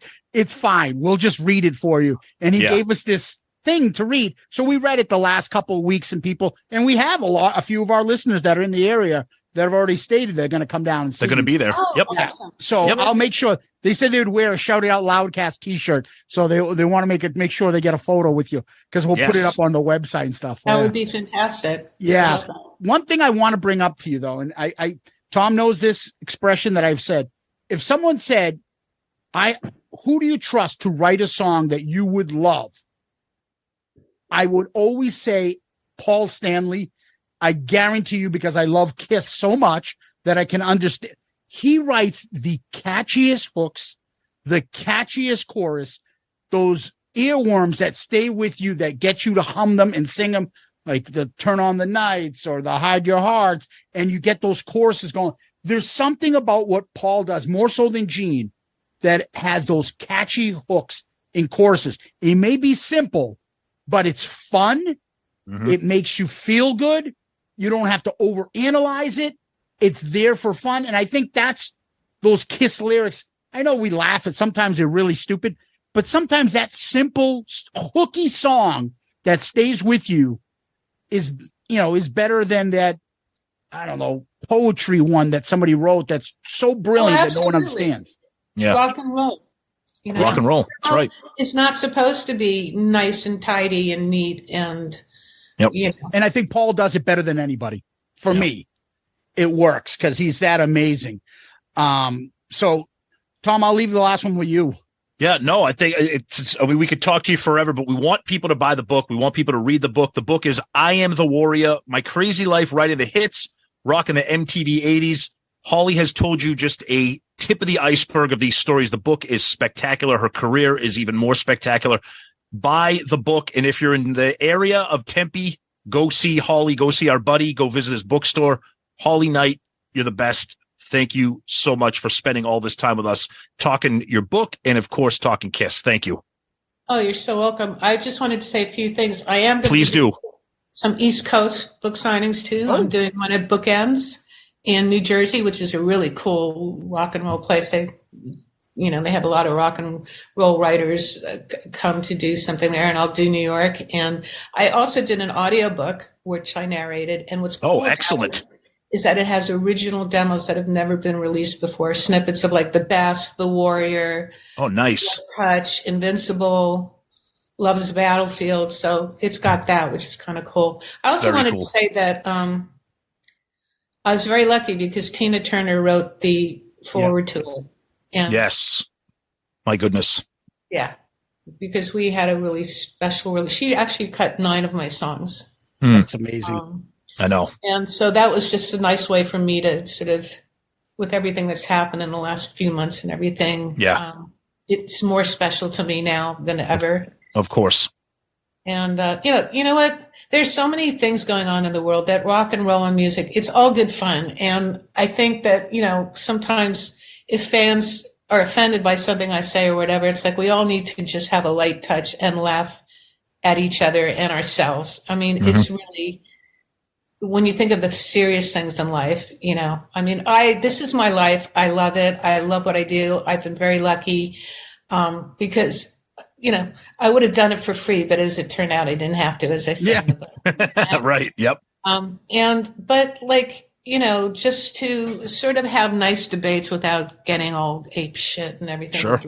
That's the Kiss fans, buddy. It has nothing to do with you. They're always like that. I don't even want to give him promotion. I don't remember his name, but he actually made a YouTube page and said that I bashed Peter Criss, which wasn't true at all. I didn't even really know. Peter was the one that I didn't know. I know. Right. It was like a meathead comment, They're out there. Now there I went insulting him again. No, they're out there. We have a term for that on this show, but we won't use it. We won't use it. Yeah, but it's okay. But, hey, real quick though, are you by any chance hitting Boston or New England at all? I would love to. What's the bookstore there? What's the good? Oh, geez, I mean, there's the biggest ones around here are probably like Barnes and Noble. They're all over the Boston area. I mean, you must have a cool indie one though. Like that's what it is. That's so cool about Changing Hands or Bookends or I just did. Last night. That's not my forte. You guys don't read? Oh, I do, but I buy all my books on Amazon. The gazillion online, See, that's the depth of. Those are all my books up there. My biographies. Everything has sort of been turned into streaming. Yeah, no, we read, but I go to. I will probably come to Boston. I would love to. Awesome. I was invited to Vermont, so between New York and New Jersey, Boston. I lived in Boston for 2 years. Yeah. In the book. That's right. I squatted in Boston. And on Com Ave. That's right. Yep. Nice. On Com Ave. Yeah. We read that whole part in the book. I found it fascinating. You said your mom would, although you guys aren't Greek, your mom would listen to Greek music and she would buy it. At the cash register, it's like, I'll buy this and bring it home. So I would be listening.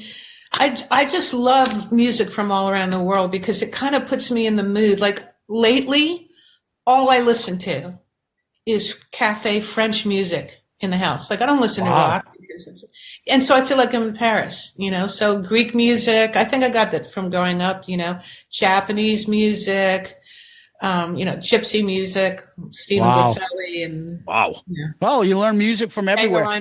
Yeah. Nice. Great music is great music. I almost forgot. You did a song with Ozzy that never got released. Mm-hmm. Is it out there anywhere? Nope. I did a search. I'm like, is it on one of those, like bootlegs that he may have had, or maybe a demo? And you know what? He actually cut it. I mean, he had a master version of it. Yeah, that's why I was thinking on the phone, but he wouldn't send it to me, or I would have that. But I have the demo that we did, but no one's ever heard it. I will sue you if you ever do that. I do not want to get on Sharon's bad side. Yeah, nobody does. Yeah, right. She's a lovely. I mean, we were totally simpatico, as I wrote in the book, but I would imagine that would piss her off. And she's a tough woman. God bless her. I love that. I love that. I love that about her. I love the story that she sent Mike Chapman a box of shit. That's true. Yes, that's a great story. Yeah, because he produced Lita Ford and the duet that she did with Ozzy. Yeah. Yep. Yeah, and he wasn't a big fan. She wasn't a fan of that. Unbelievable. I mean, Mike, if he heard me say, it's in the book. I don't know if he's read it or not. I don't think he's read it. He said to send him a copy, and then I wrote him and I said, he's in England. I said, okay, what's your address? And he never got back to me, so I don't think he's had a chance to read it.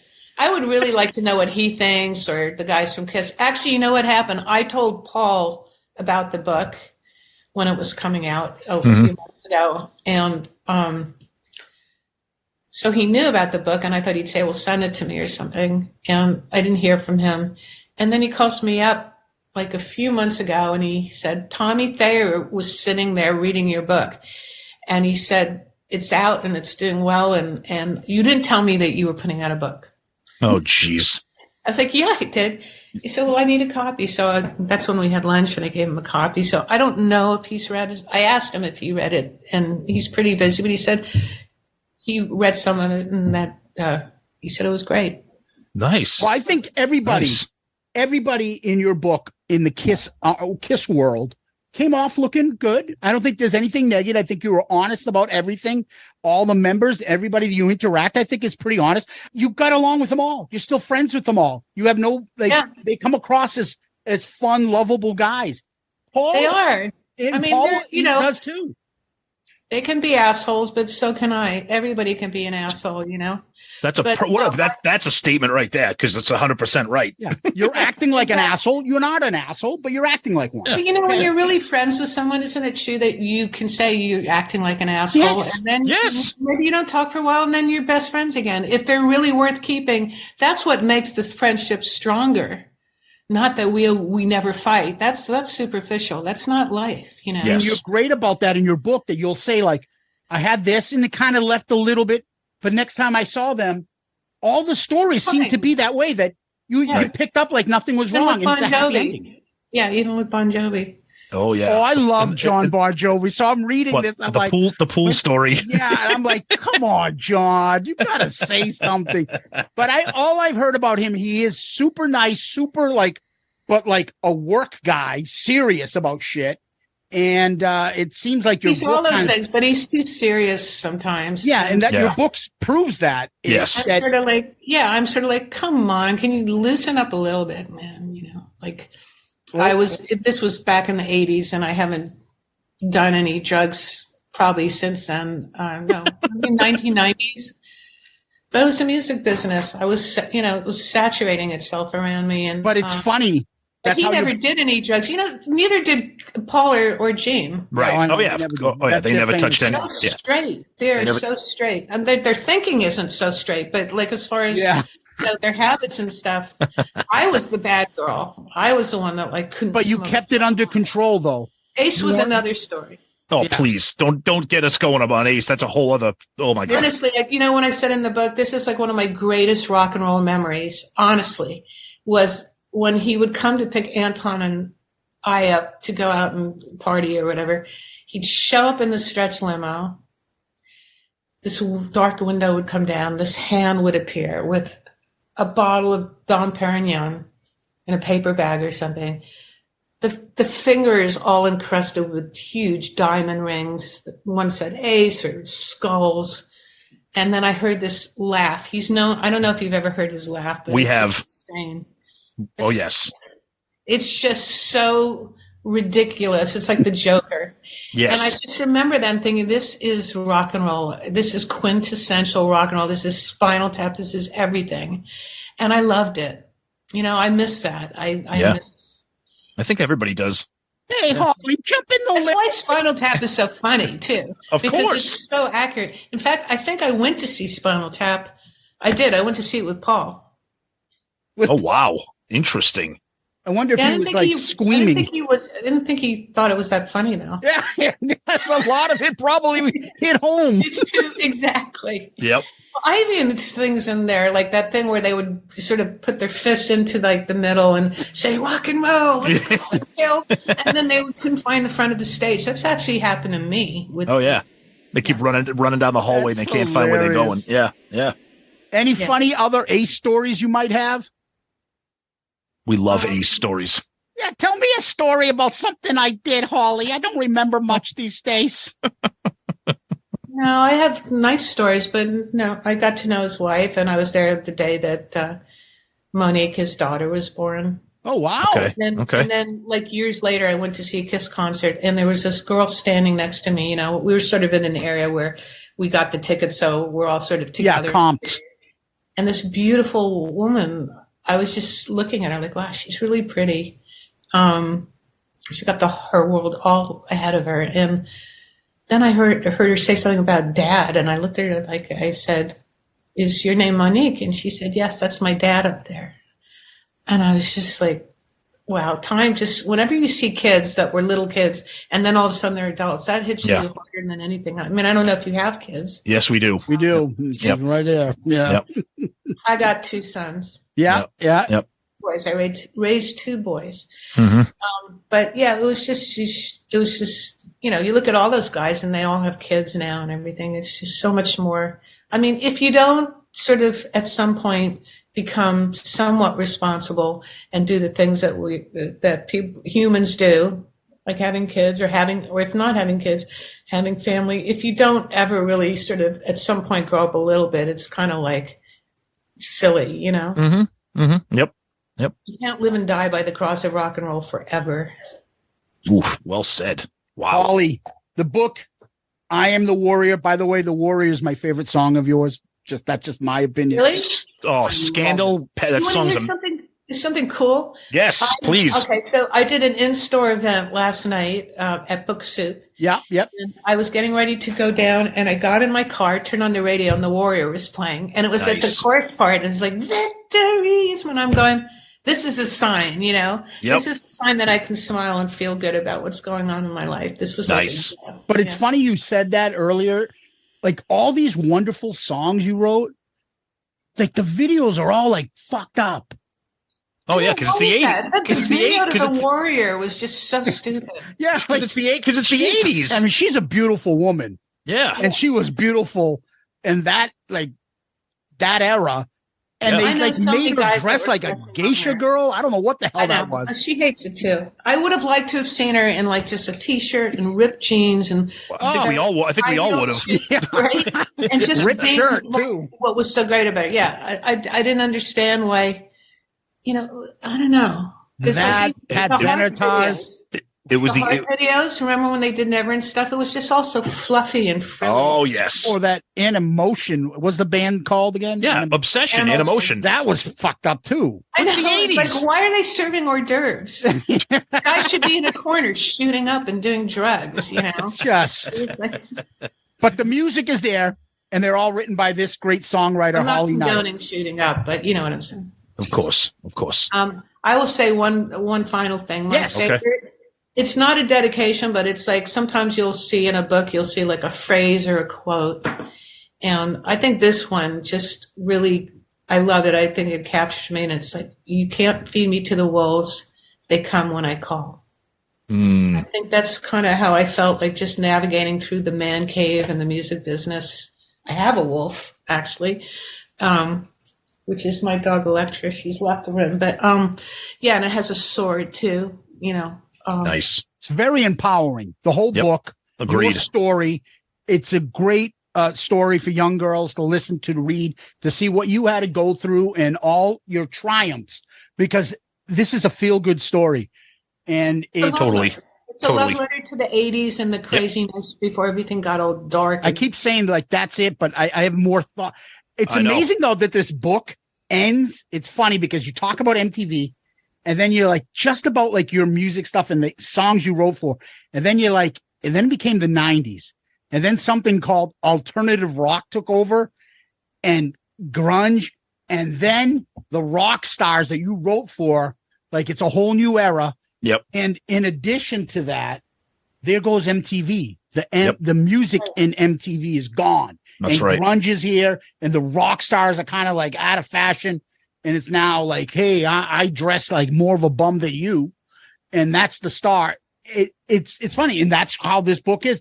That 80s period, how much fun it was, and it kind of everything changes right in the 90s.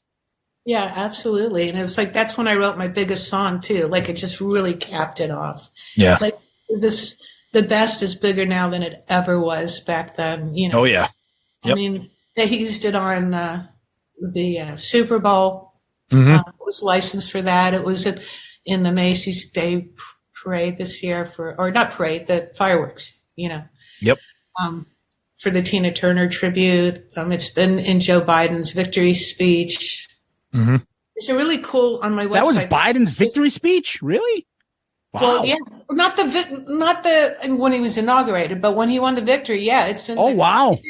There's a great on my website, which is hollynight.com. There is a great. It opens up with like a 4-minute sizzle reel, which is amazing. Cool. Wow, yeah, nice. So everyone check that out. Where it was on 3 times, and it's just got South Park doing like a snippet of "Love Is About." So they did the whole song on the show, but it's a really fun sizzle reel, and the website's fun. HollyKnight.com. Guys, got to buy the book. I Am the Warrior. Holly, thank you for your time. We really appreciate it. Holly, thank you so much. I'll stay in touch so that if I do go to Boston and do a in-store event, we can do a part 2. And excellent. We'd love awesome. to. Thank you. Thank you, Holly. Thank you.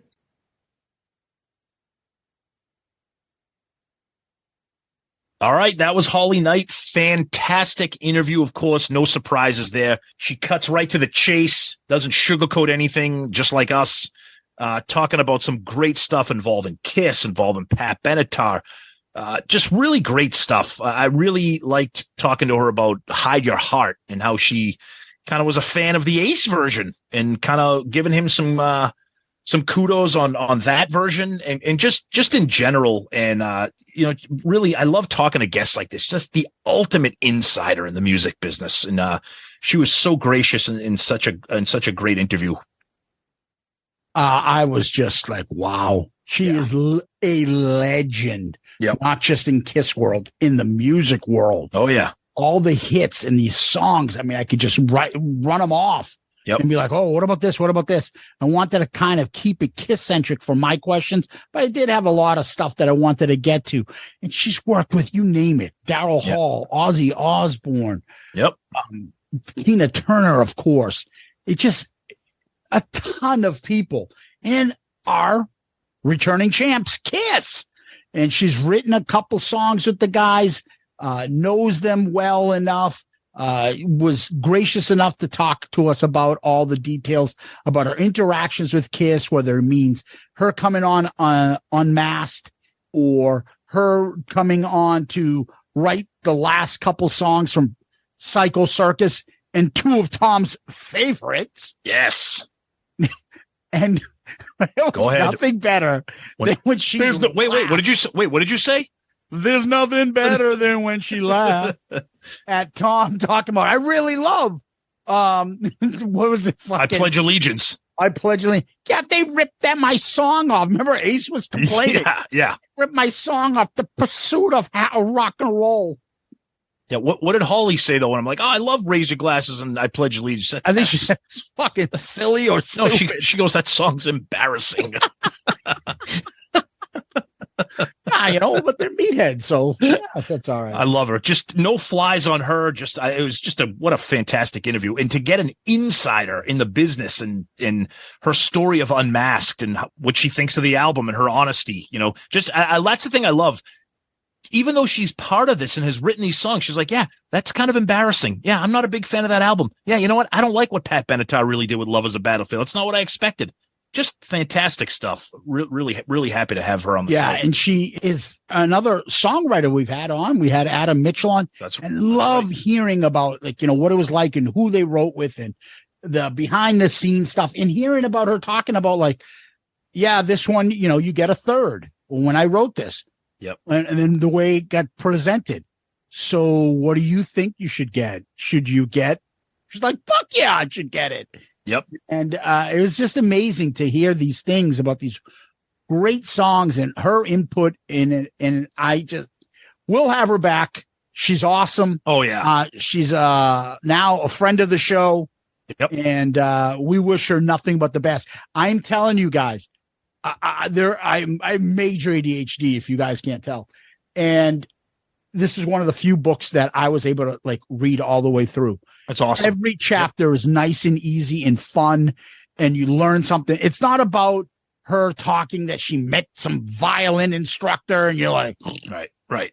These are fucking huge stars. Every chapter is a different person, and you root for her. She's a badass. Totally. And, and she is one of the women that made it through rock and with her head up high. So God bless her. We think she's awesome. We wish her nothing but success. And you guys go out and get her book because it's really a great read.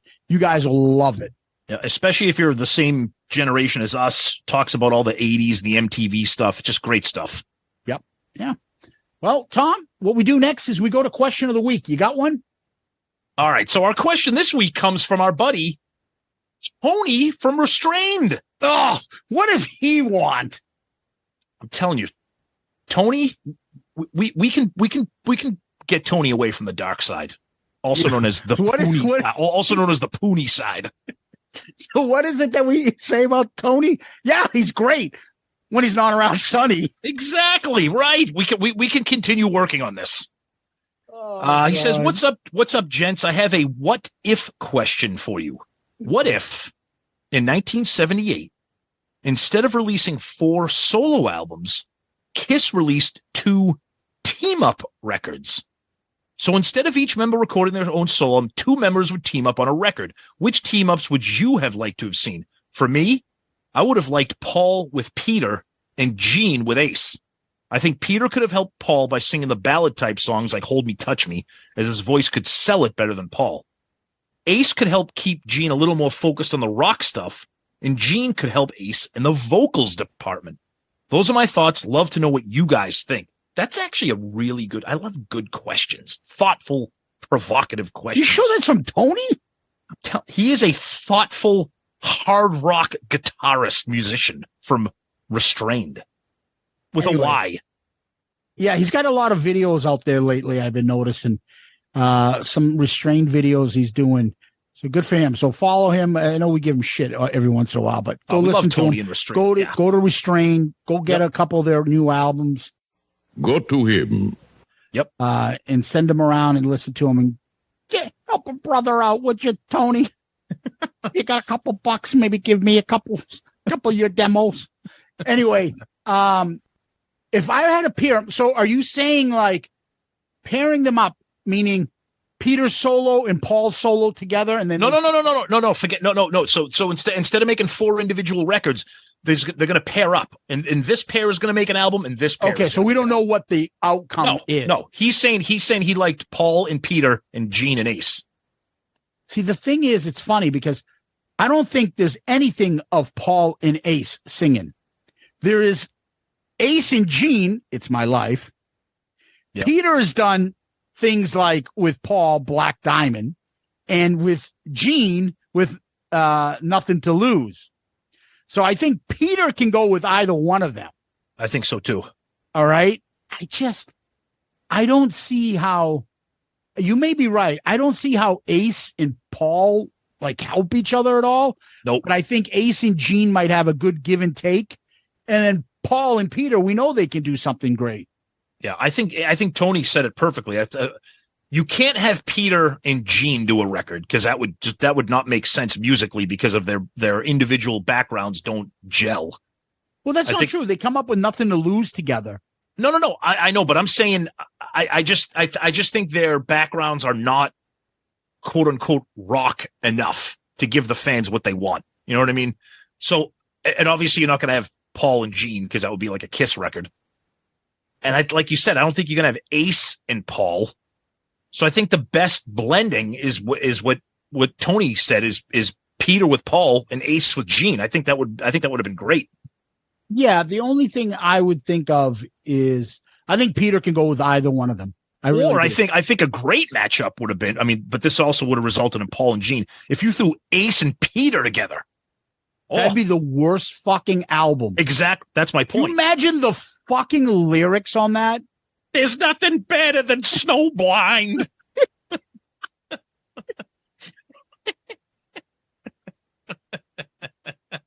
The fuck? Hey, Peter, what rhymes with glad?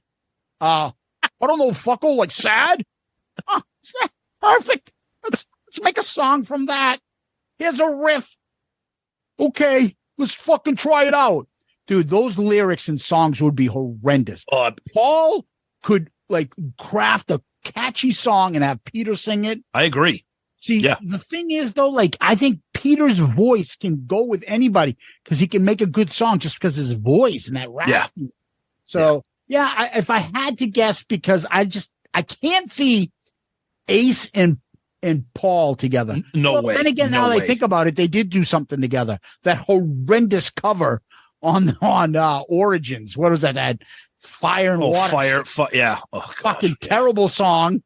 Terrible performance. How did Ace get Paul to do that? Oh my God. Hey, you want to look like a star and play with me? God, I don't know. But great question, Tony. Thank you for submitting it. And for anybody that's interested in having a question right on the show, please submit your questions. Best way is email. And we always say this. We got our mailbag coming up every year, coming up in the fall usually. So fire off those questions. We read one every week. And if we don't get to yours, we're banking it, and maybe we'll get it to the mailbag or a future episode. Tom, tell people where they can find us. Go to our website for everything, shoutitoutloudcast.com. All of our episodes are there. Shout It Out Loudcast, ARC, Dorm Damage, Zeppelin Chronicles, links to our Amazon merch, links to our Amazon store, social media links, everything. You can send us messages directly from the website. We receive them in the form of an email. So please, that's the best place. Go there. And if you want to do the old-fashioned email, go to him. Go to him. And if you want to do the old-fashioned email, do that. shoutitoutloudcast@gmail.com. We read every single email that you send us. Believe me, sometimes we don't get to them on the show, but trust me, Zeus and I read every email, and we usually talk about them amongst ourselves.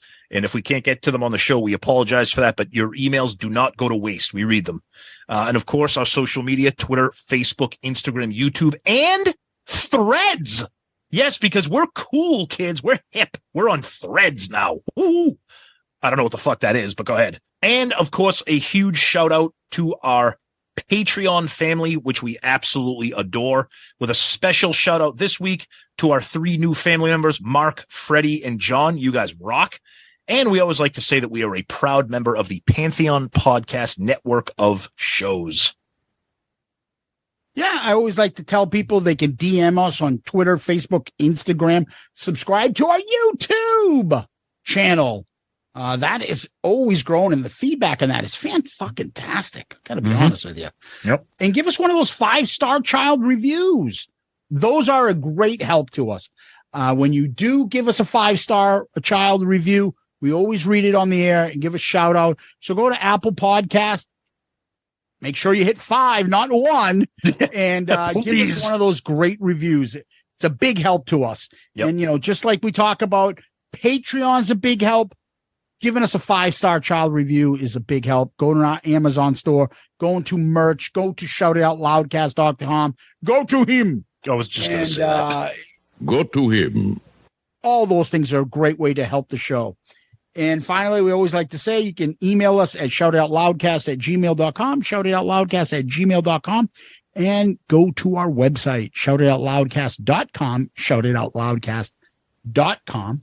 And we always like to leave with famous last words. Do you have any? Of course I do. Well, of course I do. And I hate that. I've been a rebel for all my life. I never cared about regulations. I only went for the things I liked. And my guitar was my inspiration. Settle the fuck down. Hey, yeah, Holly Knight. We stop at nothing. Even climbed barbed wire. We struck a match and set the world on fire. And if we tried, we couldn't get much higher. Now, there's nothing better than raise your glasses. God almighty. Oh, boy. Holly Knight, Tom, Loudcasters, Kiss Army, thank you from the bottom of my heart. It was an honor to have you on. We appreciate it, and it was fan-fucking-tastic. Holly Knight, thank you so much for your time and the conversation. It was amazing, fantastic. Get the book, I Am the Warrior. Loudcasters, Patreons, Zeus, as always, my friend, thank you. Peace out, Girl Scout. Because it's personal business. It's my personal private business. Well, Brian, it doesn't sound like you're doing any business.